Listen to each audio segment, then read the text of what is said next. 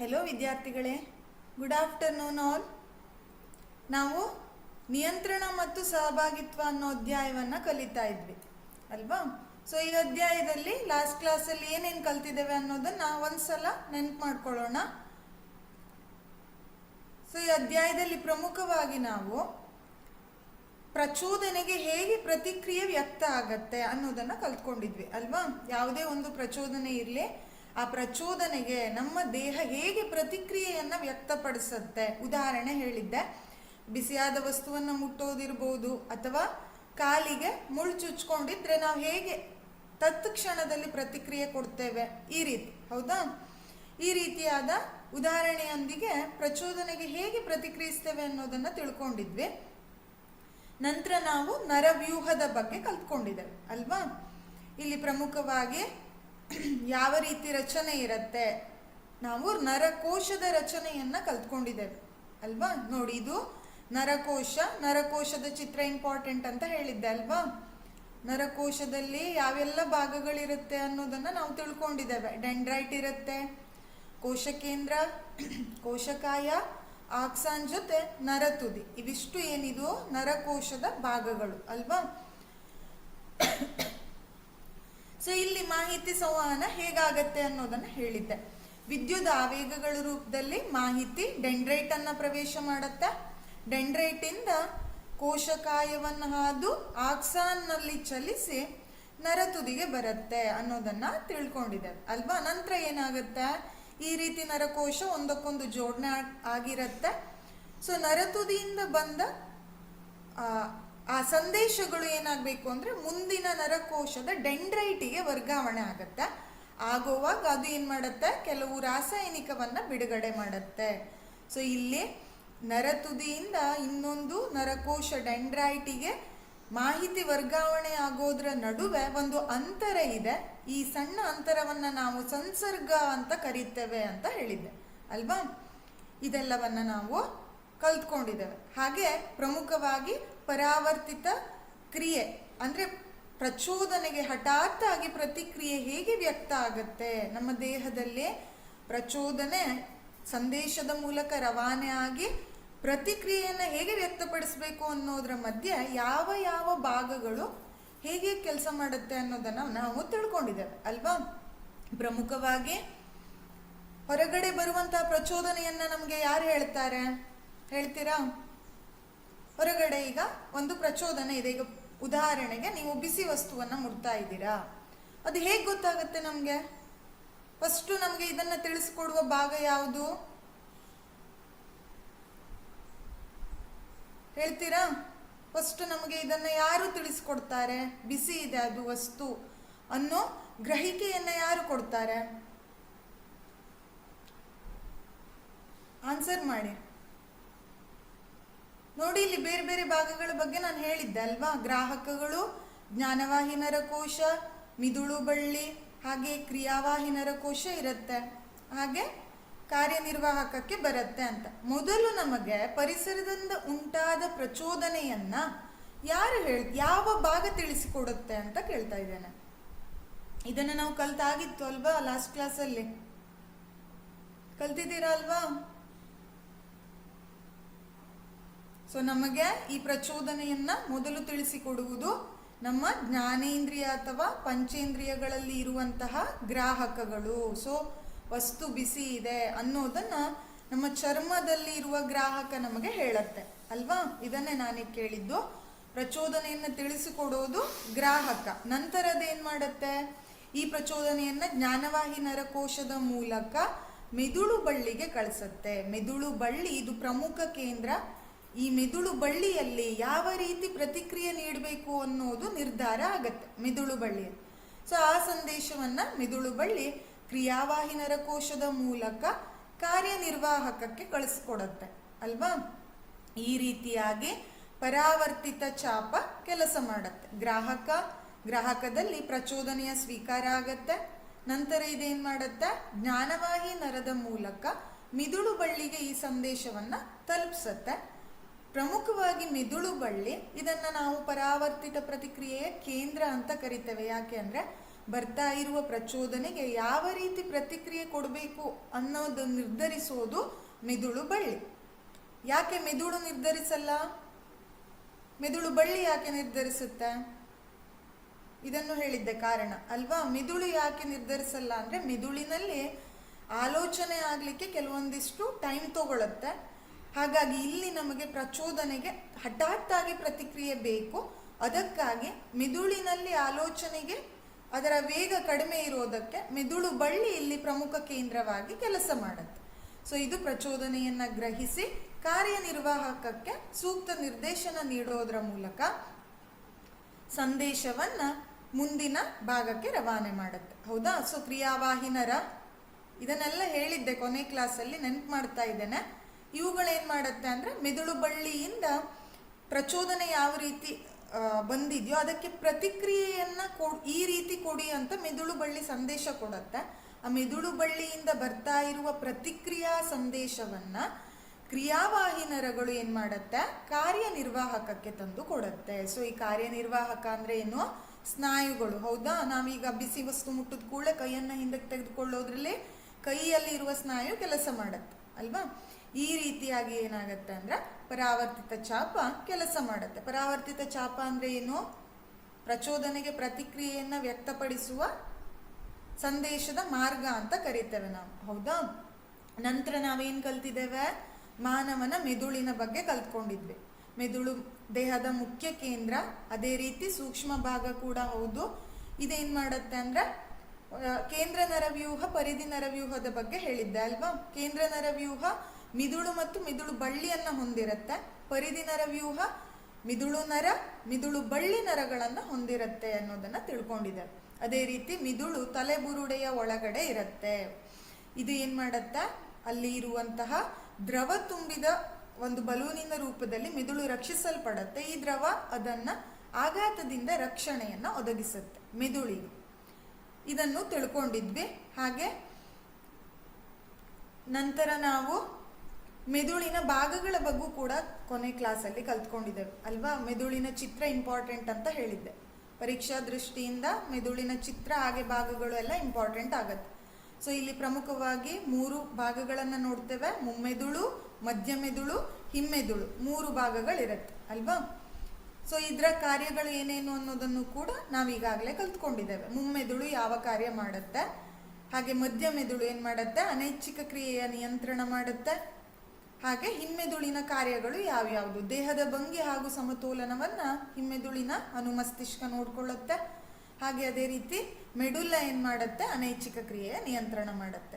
ಐಚ್ಛಿಕ ಕ್ರಿಯೆ, ಅನೈಚ್ಛಿಕ ಕ್ರಿಯೆ ಅಂದ್ರೆ ಏನು ಅನ್ನೋದನ್ನು ಕೂಡ ಕೊನೆ ಕ್ಲಾಸಲ್ಲಿ ಕಲ್ತಿದೆ ಅಲ್ವಾ. ನಂತರ ಕೊನೆಯದಾಗಿ ಏನ್ ಹೇಳಿದ್ದೆ ಅಂದ್ರೆ ನರಾಂಗಾಂಶ ಹೇಗೆ ಕ್ರಿಯೆಯನ್ನ ಉಂಟು ಮಾಡುತ್ತೆ. ಈಗ ನಮ್ಗೆ ಒಂದು ಕ್ರಿಯೆ ಅಥವಾ ಚಲನೆ ಆಗ್ಬೇಕು ಅಂತಂದ್ರೆ ನರಾಂಗಾಂಶದಿಂದ ಸಂದೇಶಗಳು ಸ್ನಾಯು ಅಂಗಾಂಶಕ್ಕೆ ಬರಬೇಕು. ಸ್ನಾಯು ಅಂಗಾಂಶ ಕ್ರಿಯೆ ಅಥವಾ ಚಲನೆ ಆಗೋದಕ್ಕೆ ಕಾರಣ. ಹೌದಾ? ಹೇಗೆ ನಮ್ಮ ಜೀವಕೋಶಗಳು ತನ್ನ ಆಕಾರ ಮತ್ತು ಸಂಯೋಜನೆಯನ್ನು ಬದಲಾಯಿಸ್ಕೊಳ್ಳುತ್ತೋ ಅದೇ ರೀತಿ ಸ್ನಾಯು ಕೋಶಗಳಲ್ಲಿ ವಿಶಿಷ್ಟ ಪ್ರೋಟೀನ್ಗಳಿರುತ್ತೆ.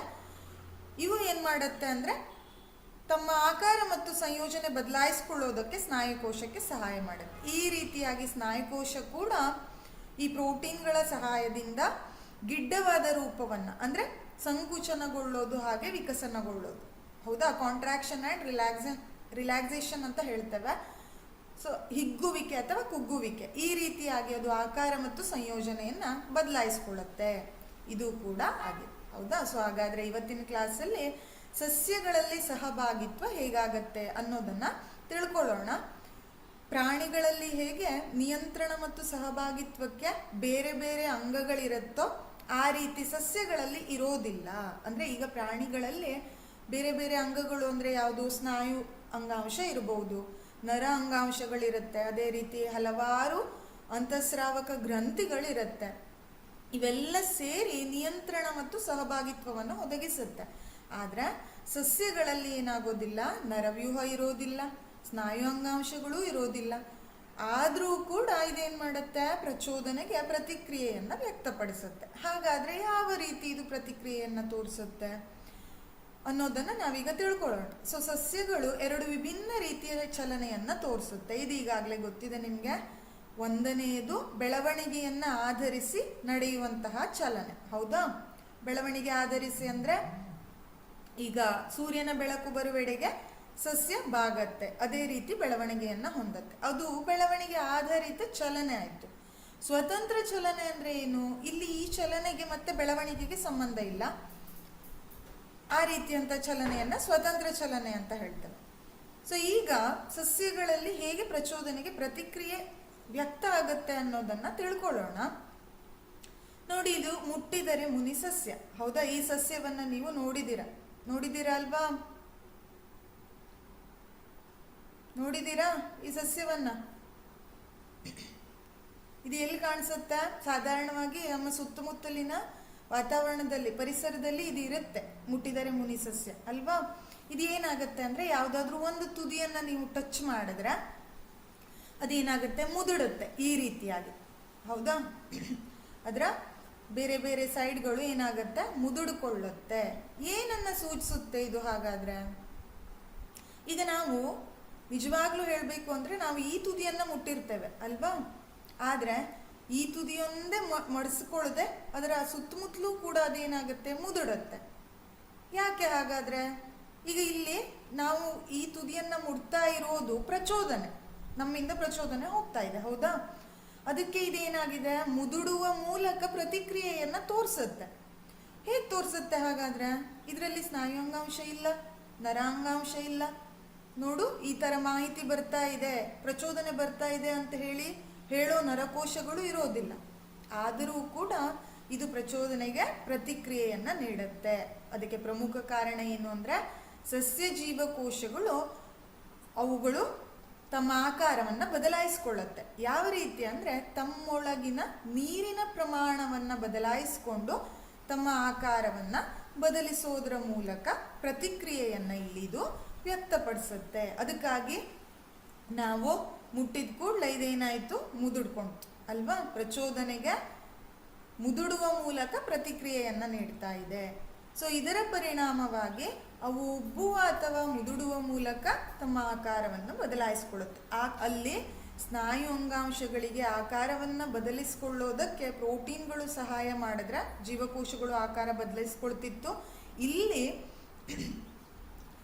ಸಸ್ಯಗಳು ತಮ್ಮೊಳಗಿನ ನೀರಿನ ಪ್ರಮಾಣವನ್ನು ಬದಲಾಯಿಸಿಕೊಳ್ಳೋದ್ರ ಮೂಲಕ ತಮ್ಮ ಆಕಾರವನ್ನ ಬದಲಾಯಿಸುತ್ತೆ. ಈ ರೀತಿಯಾಗಿ ಏನಾಯ್ತು? ಪ್ರಚೋದನೆಗೆ ತಕ್ಷಣದ ಪ್ರತಿಕ್ರಿಯೆಯನ್ನ ನೀಡುತ್ತೆ. ಸ್ನಾಯು ಅಂಗಾಂಶ, ನರ ಅಂಗಾಂಶಗಳು ಇಲ್ಲದೇ ಇದ್ರೂ ಕೂಡ ತಮ್ಮೊಳಗಿನ ನೀರಿನ ಪ್ರಮಾಣದ ಬದಲಾವಣೆಯ ಮೂಲಕ ತಮ್ಮ ಆಕಾರವನ್ನು ಬದಲಿಸಿಕೊಂಡು ಯಾವ ರೀತಿ ಪ್ರಚೋದನೆಗೆ ಪ್ರತಿಕ್ರಿಯಿಸಬೇಕೋ ಆ ರೀತಿ ಇದು ಪ್ರತಿಕ್ರಿಯೆಯನ್ನ ನೀಡುತ್ತೆ.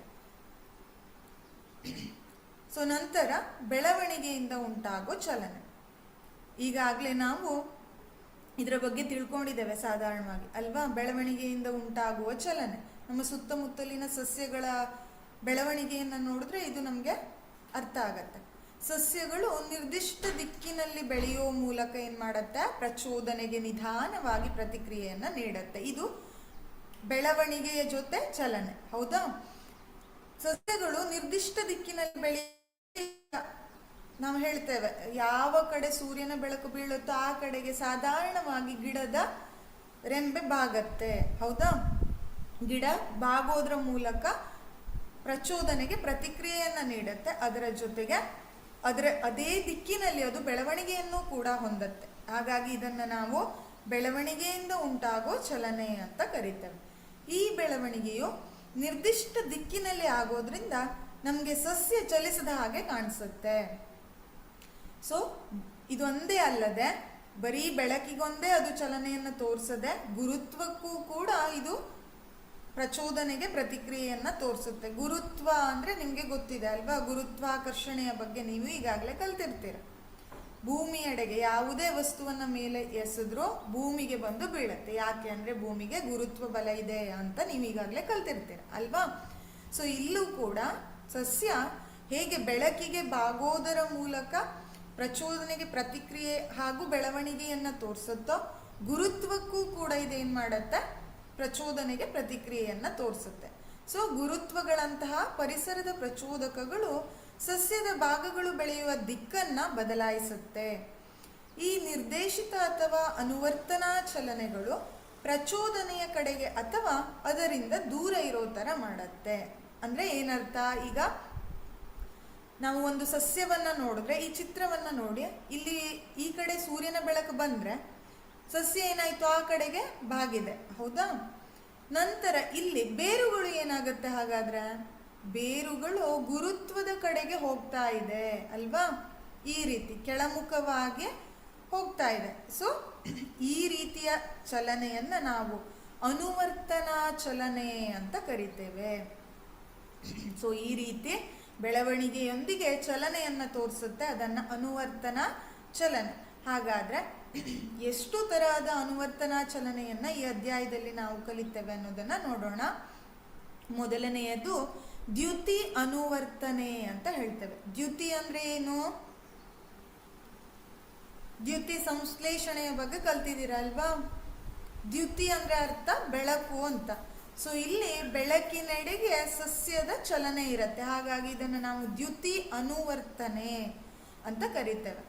ಇಲ್ಲಿ ಚಿತ್ರವನ್ನ ಗಮನಿಸಿ, ಸೂರ್ಯನ ಬೆಳಕು ಸಸ್ಯದ ಮೇಲೆ ಬೀಳ್ತಾ ಇದೆ.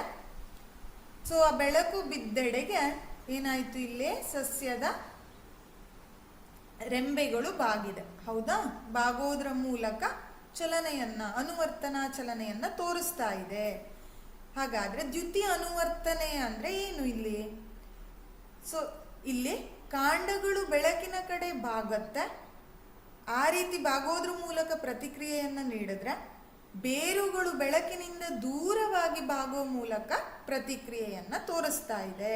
ಸೊ ಎಲ್ಲಾನು ಬೆಳಕಿನೆಡೆಗೆ ಅಂತ ಅಲ್ಲ, ಇಲ್ಲಿ ಕಾಂಡಗಳು ಬೆಳಕಿನ ಕಡೆಗೆ ಬಾಗಿ ಬೆಳವಣಿಗೆಯನ್ನ ಹೊಂದೋದ್ರ ಮೂಲಕ ಪ್ರತಿಕ್ರಿಯಿಸ್ತಾ ಇದ್ರೆ, ಬೆಳಕಿನಿಂದ ದೂರವಾಗಿ ನೋಡಿ, ಇದು ಬೇರುಗಳು ಬೆಳಕಿನ ವಿರುದ್ಧ ದಿಕ್ಕಿನಲ್ಲಿ ಬೆಳೆಯುತ್ತೆ, ಹೌದಾ?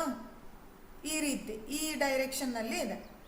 ಸೊ ಇದರಿಂದ ಬೆಳಕಿನಿಂದ ದೂರವಾಗಿ ಬಾಗುವ ಮೂಲಕ ಪ್ರತಿಕ್ರಿಯೆಯನ್ನ ನೀಡುತ್ತೆ. ಇದನ್ನ ನಾವು ದ್ಯುತಿ ಅನುವರ್ತನೆ ಅಂತ ಕರಿತೇವೆ.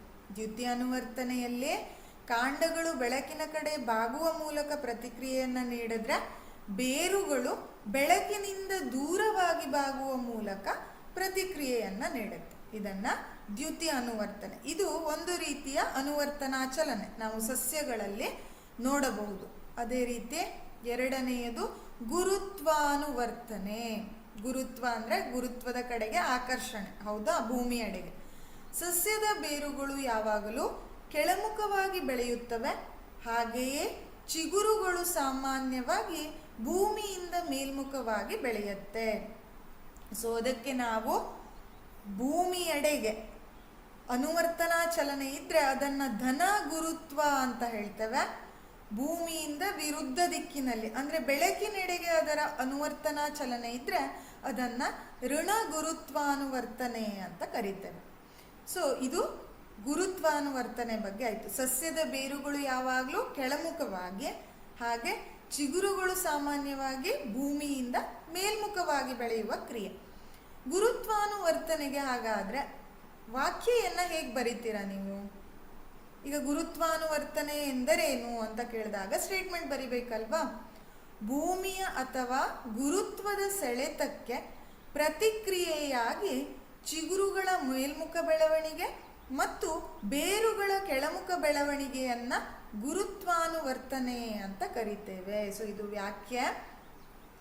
ಗುರುತ್ವದ ಸೆಳೆತಕ್ಕೆ ಪ್ರತಿಯಾಗಿ ಬೇರುಗಳ ಕೆಳಮುಖ ಬೆಳವಣಿಗೆ, ಇದು ಗುರುತ್ವಾನುವರ್ತನೆಯನ್ನ ಹೇಳುತ್ತೆ. ಇದು ನಮಗೆ ಸಾಮಾನ್ಯ ಪರಿಕಲ್ಪನೆ ಅಲ್ವಾ?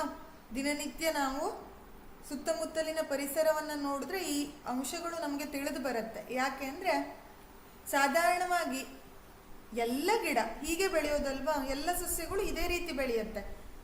ಬೇರುಗಳು ಮಣ್ಣಿನ ಆಳಕ್ಕೆ ಹೋಗ್ತಾ ಹೋಗುತ್ತೆ, ಮಣ್ಣಿನೆಡೆಗೆ ಬೇರುಗಳ ಬೆಳವಣಿಗೆ ಇದ್ರೆ ಚಿಗುರುಗಳು ಮೇಲ್ಮುಖವಾಗಿ ಬೆಳೆಯುತ್ತೆ. ಇದು ಒಂದು ರೀತಿಯ ಅನುವರ್ತನಾ ಚಲನೆ. ಇನ್ನೊಂದು ಜಲಾನುವರ್ತನೆ ಅಂತ ಹೇಳ್ತೇವೆ. ಇದು ಕೂಡ ಅನುವರ್ತನಾ ಚಲನೆಯಲ್ಲಿ ಒಂದು. ನೋಡಿ ಇಲ್ಲಿ ಹೆಸರೇ ಹೇಳ್ತಾ ಇದೆ ಜಲ. ಜಲ ಅಂದ್ರೆ ಏನು? ಜಲ ಅಂದ್ರೆ ನೀರು ಅಲ್ವಾ? ನೀರಿನೆಡೆಗೆ ಇಲ್ಲಿ ಅನುವರ್ತನಾ ಚಲನೆ ಉಂಟಾಗತ್ತೆ. ಅಂದ್ರೆ ಅರ್ಥ ಏನು ಅಂದ್ರೆ ನೀರಿನೆಡೆಗೆ ಬೇರುಗಳ ನಿರ್ದೇಶಿತ ಬೆಳವಣಿಗೆಯನ್ನ ನಾವು ಜಲಾನುವರ್ತನೆ ಅಂತ ಕರಿತೇವೆ. ನೋಡಿ, ಈ ಚಿತ್ರ ನೋಡಿದ್ರೆ ಗೊತ್ತಾಗತ್ತೆ. ಸಸ್ಯ ಇದೆ, ಅದರ ಬೇರುಗಳು ಇವು, ಹೌದಾ? ಈ ಬೇರುಗಳು ಒಂದೊಂದ್ಸಲ ನಾವು ಗಮನಿಸಿರ್ಬಹುದು. ಉದಾಹರಣೆಗೆ ತೆಂಗಿನ ಮರವನ್ನು ನೋಡಿರ್ತೀರ ಅಲ್ವಾ? ಅದರ ಬೇರುಗಳು ಉದ್ದುದ್ದ ಆಗಿ ಬೆಳ್ಕೊಂಡಿರತ್ತೆ. ಒಂದೊಂದ್ಸಲ ತುಂಬಾ ದೂರದವರೆಗೆ ಹೋಗುತ್ತೆ ಬೇರುಗಳು. ಯಾಕೆ ಅದು? ಗಮನಿಸಿದ್ದೀರಾ ಇದನ್ನ? ಸಾಧಾರಣವಾಗಿ ಎಲ್ಲರೂ ನೋಡಿರ್ತಾರೆ ಅಲ್ವಾ? ಬೇರುಗಳು ಕೆಲವೊಂದು ಸಲ ಏನೋ ಒಂದು ಹುಡುಕಿಕೊಂಡು ಹೋದ ಹಾಗೆ ಬೆಳವಣಿಗೆಯನ್ನ ತೋರಿಸುತ್ತೆ ಅಲ್ವಾ? ಅದಕ್ಕೆ ಕಾರಣ ಏನು ಅಂದ್ರೆ, ಎಲ್ಲಿ ನೀರಿನ ಮೂಲ ಇದೆಯೋ, ನೀರಿನ ಹರಿವು ಇದೆಯೋ, ಆ ಕಡೆಗೆ ಅದು ಏನಾಗತ್ತೆ, ಬೆಳವಣಿಗೆಯನ್ನ ಹೊಂದುತ್ತಾ ಹೋಗುತ್ತೆ. ಸೊ ಇದನ್ನ ನಾವು ಜಲಾನುವರ್ತನೆ ಅಂತ ಕರಿತೇವೆ. ನೀರಿನೆಡೆಗೆ ಬೇರುಗಳ ನಿರ್ದೇಶಿತ ಬೆಳವಣಿಗೆಯನ್ನ ಜಲಾನುವರ್ತನೆ ಎನ್ನುವರು. ಸೊ ಇದನ್ನ ಜಲಾನುವರ್ತನೆ ಅಂತ ಕರಿತೇವೆ. ಇದು ನ್ಯಾಚುರಲ್, ಹೌದಾ? ನೀವು ಯಾವುದೇ ಒಂದು ಗಿಡವನ್ನು ನೆಟ್ಟಿದ್ರೂ ಕೂಡ ಸಾಧಾರಣವಾಗಿ ನಾವು ನೀರು ಹಾಕಿ ಬೆಳೆಸ್ತೇವೆ. ಸೊ ನೀರು ಹಾಕಿದ್ದು ಕೆಲವೊಂದು ಸಲ ಇಂಗುತ್ತೆ, ಕೆಲವೊಂದು ಸಲ ಸ್ವಲ್ಪ ನೀರಿನ ಮೂಲ ದೂರ ಇರುತ್ತೆ. ಆಗ ಏನು ಮಾಡ್ತಾರೆ ಈ ಸಸ್ಯಗಳು ಅಂದರೆ, ಬೇರುಗಳು ಆ ನೀರಿನ ಮೂಲವನ್ನು ಹುಡುಕಿಕೊಂಡು ಹೋಗೋದ್ರ ಜೊತೆ ಬೆಳವಣಿಗೆಯನ್ನು ಹೊಂದುತ್ತಾ ಹೋಗುತ್ತೆ. ಆ ಬೇರುಗಳ ಈ ರೀತಿಯ ನಿರ್ದೇಶಿತ ಬೆಳವಣಿಗಾ ಚಲನೆಯನ್ನು ಜಲಾನುವರ್ತನೆ ಅಂತ ಕರೀತೇವೆ. ಸುಲಭ ಇದೆ ಇದು ಅಲ್ವಾ? ದ್ಯುತಿಯಾನುವರ್ತನೆ, ಗುರುತ್ವಾನುವರ್ತನೆ, ಜಲಾನುವರ್ತನೆ ಎಲ್ಲ ಹೆಸರಲ್ಲೇ ಹೇಳ್ತಾ ಇದೆ. ದ್ಯುತಿ ಅಂದರೆ ಬೆಳಕು, ಬೆಳಕಿನೆಡೆಗೆ ಅನುವರ್ತನೆ. ಹಾಗೆ ಜಲಾನುವರ್ತನೆ ಅಂದರೆ ನೀರು, ನೀರಿನೆಡೆಗೆ ಅದರ ನಿರ್ದೇಶಿತ ನಡೆ, ಅದನ್ನು ನಾವು ಜಲಾನುವರ್ತನೆ ಅಂತ ಹೇಳ್ತೇವೆ. ಗುರುತ್ವ ಅಂದರೆ ಗುರುತ್ವದೆಡೆಗೆ ಬೆಳವಣಿಗೆ. ಈ ರೀತಿಯಾಗಿ ಅನುವರ್ತನಾ ಚಲನೆಗಳನ್ನು ಹೇಳ್ತೇವೆ. ನಂತರದಲ್ಲಿ ಬರುವುದು ಸ್ಪರ್ಶಾನುವರ್ತನೆ. ಇಲ್ಲೂ ಕೂಡ ಹೆಸರು ಹೇಳುತ್ತೆ ಸ್ಪರ್ಶ ಅಲ್ವಾ? ಸ್ಪರ್ಶ ಅಂದರೆ ಏನು? ಒಂದನ್ನು ಅವಲಂಬಿಸಿ ಇನ್ನೊಂದು ಇಲ್ಲಿ ಬೆಳೆಯುತ್ತೆ. ಅಂದರೆ ಈಗ ನೋಡಿ, ಇಲ್ಲಿ ಉದಾಹರಣೆಗೆ ನಾವು ಹಲವಾರು ರೀತಿಯ ಸಸ್ಯಗಳನ್ನು ನೋಡ್ತೇವೆ ಹೊರಗಡೆ. ಒಂದು ಗಿಡ ಇದ್ರೆ ಅದು ಅದರ ಬಳ್ಳಿ ರೂಪದಲ್ಲಿ ಇನ್ನೊಂದು ಗಿಡವನ್ನು ಸುತ್ತುವರ್ಕೊಂಡಿರೋದನ್ನು ನೀವು ನೋಡಿರ್ಬೋದು. ಈ ರೀತಿ ಅಲ್ವಾ? ಏನಿದು? ಈ ರೀತಿಯಾಗಿ ಸುತ್ತುವರ್ಕೊಂಡೇ ಅದು ಬೆಳೆಯುತ್ತೆ. ಬೆಳವಣಿಗೆ ಜೊತೆ ಈ ರೀತಿ ತೋರಿಸ್ತಾ ಇರತ್ತೆ. ಸೊ ಇದನ್ನು ನಾವು ಸ್ಪರ್ಶಾನುವರ್ತನೆ ಅಂತ ಕರಿತೇವೆ. ಒಂದು ಕುಡಿಗಳು ಇನ್ನೊಂದು ಸಸ್ಯವನ್ನು ಆಧರಿಸಿ ಅಥವಾ ಅದರ ಆಧಾರವನ್ನು ಪಡ್ಕೊಂಡು ಬೆಳವಣಿಗೆಯನ್ನು ಹೊಂದುತ್ತೆ. ಉದಾಹರಣೆಗೆ ಬಟಾಣಿ ಸಸ್ಯ, ಹೌದಾ? ಇವೇನು ಮಾಡುತ್ತೆ? ಇವುಗಳ ಬಳ್ಳಿಯ ಕುಡಿಗಳು ಬೇರೊಂದು ಆಧಾರದ ಮೂಲಕ ಸಂಪರ್ಕಕ್ಕೆ ಬಂದಾಗ ಅದನ್ನು ಸುತ್ತುಕೊಂಡು ಅದನ್ನು ಸ್ಪರ್ಶಿಸಿಕೊಂಡು ಬೆಳವಣಿಗೆಯನ್ನು ಹೊಂದುತ್ತಾ ಇರುತ್ತೆ. ಇದನ್ನು ನಾವು ಸ್ಪರ್ಶಾನುವರ್ತನೆ ಅಂತ ಕರಿತೇವೆ. ಕೆಲವು ಸಸ್ಯಗಳ ಬಳ್ಳಿಯ ಕುಡಿಗಳು ಸ್ಪರ್ಶ ಅಥವಾ ಆಧಾರದ ಸಂಪರ್ಕಕ್ಕೆ ಬಂದಾಗ ಅವು ತೋರುವ ನಿರ್ದೇಶಿತ ಬೆಳವಣಿಗೆಯನ್ನು ಸ್ಪರ್ಶಾನುವರ್ತನೆ ಅಂತ ಕರಿತೇವೆ. ಕೇವಲ ಬಟಾಣಿ ಸಸ್ಯ ಅಂತ ಅಲ್ಲ, ಇದೇ ರೀತಿ ಹಲವಾರು ಸಸ್ಯಗಳನ್ನು ನಾವು ನೋಡಿರ್ತೇವೆ. ಈ ರೀತಿ ಇನ್ನೊಂದರ ಆಧಾರವನ್ನು ಪಡ್ಕೊಂಡೋದು ಬೆಳೆಯುತ್ತೆ ಅಲ್ವಾ? ಈ ರೀತಿಯಾಗಿ ಆಧರಿಸಿಕೊಂಡು ಬೆಳೆಯುವಂಥ ಸಸ್ಯಗಳನ್ನು ನಾವು ಸ್ಪರ್ಶಾನುವರ್ತನೆಯಲ್ಲಿ ಹೇಳ್ತೇವೆ. ಸೊ ನಂತರ ರಾಸಾಯನಿಕ ಅನುವರ್ತನೆ. ಏನಿದು ರಾಸಾಯನಿಕ ಅನುವರ್ತನೆ ಅಂದರೆ? ಈಗ ನಾವು ನೋಡಿ, ಈ ಚಿತ್ರವನ್ನು ನೋಡಿ, ಇದು ಒಂದು ಸಸ್ಯ, ಹೌದಾ? ಇದರ ಬೇರುಗಳು ಇಲ್ಲಿ ಬಂದಿದೆ ಅಲ್ವಾ? ನಾವೇನ್ ಮಾಡ್ತೇವೆ? ಸಸ್ಯ ಚೆನ್ನಾಗಿ ಬೆಳೀಲಿ ಅಂತೇಳಿ ಗೊಬ್ಬರವನ್ನು ಹಾಕ್ತೀರಾ ಅಲ್ವಾ?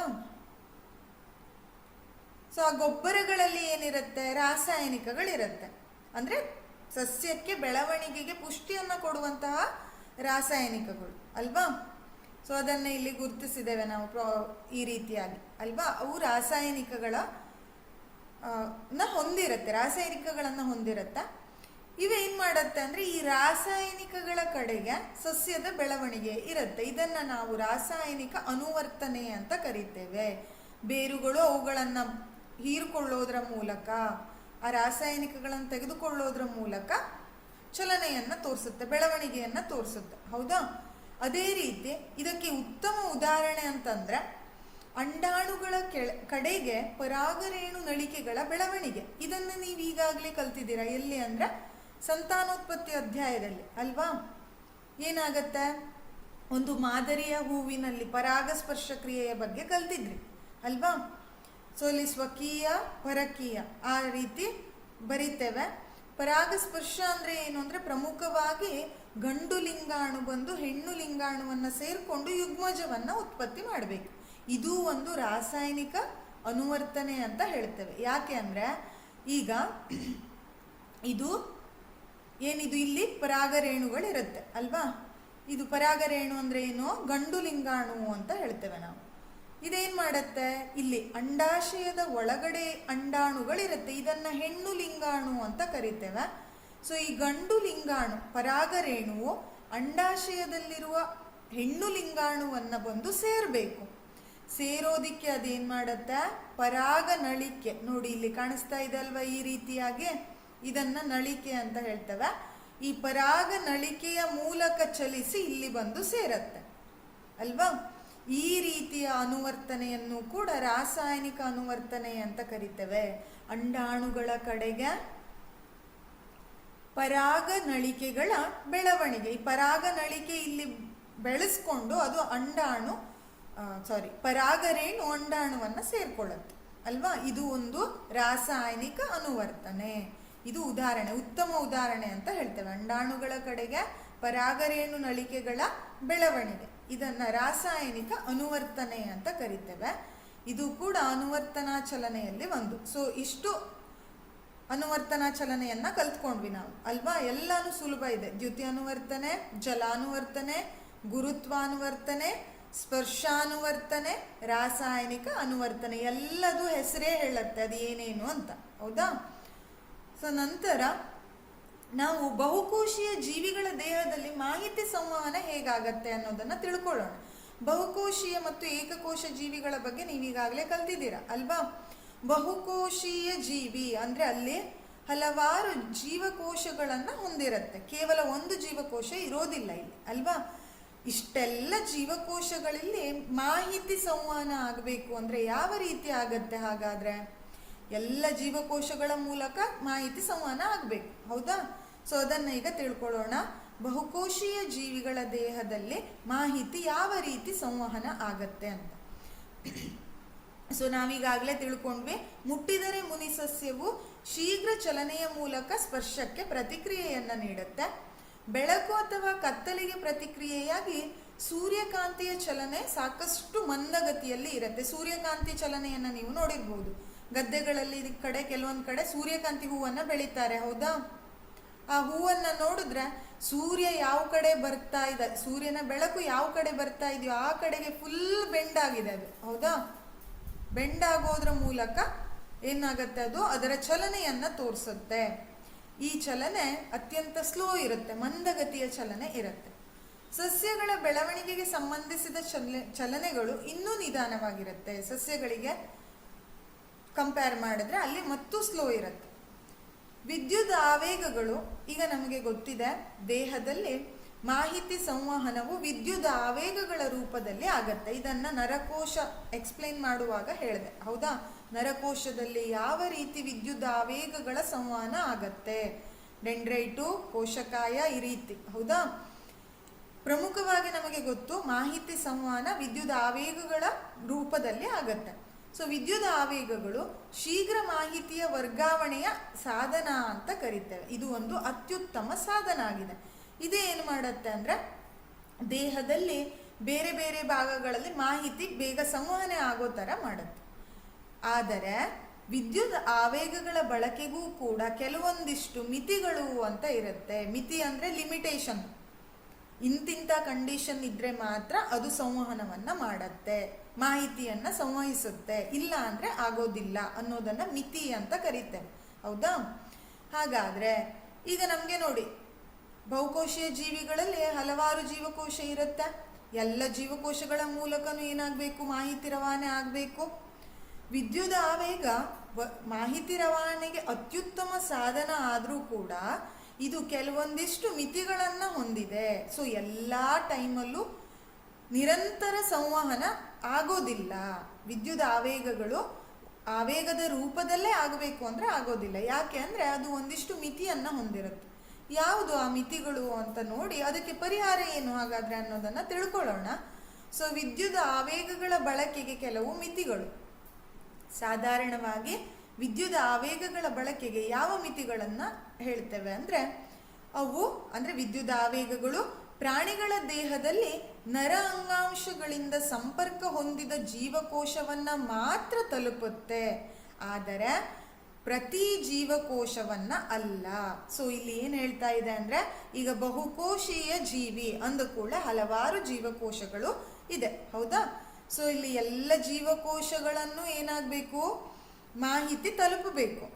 ಮಾಹಿತಿ ವಿದ್ಯುತ್ ಆವೇಗಗಳ ರೂಪದಲ್ಲಿ ತಲುಪುತ್ತೆ. ಆದರೆ ಈ ವಿದ್ಯುತ್ ಆವೇಗಗಳಿಗೆ ಮಿತಿ ಇದೆ.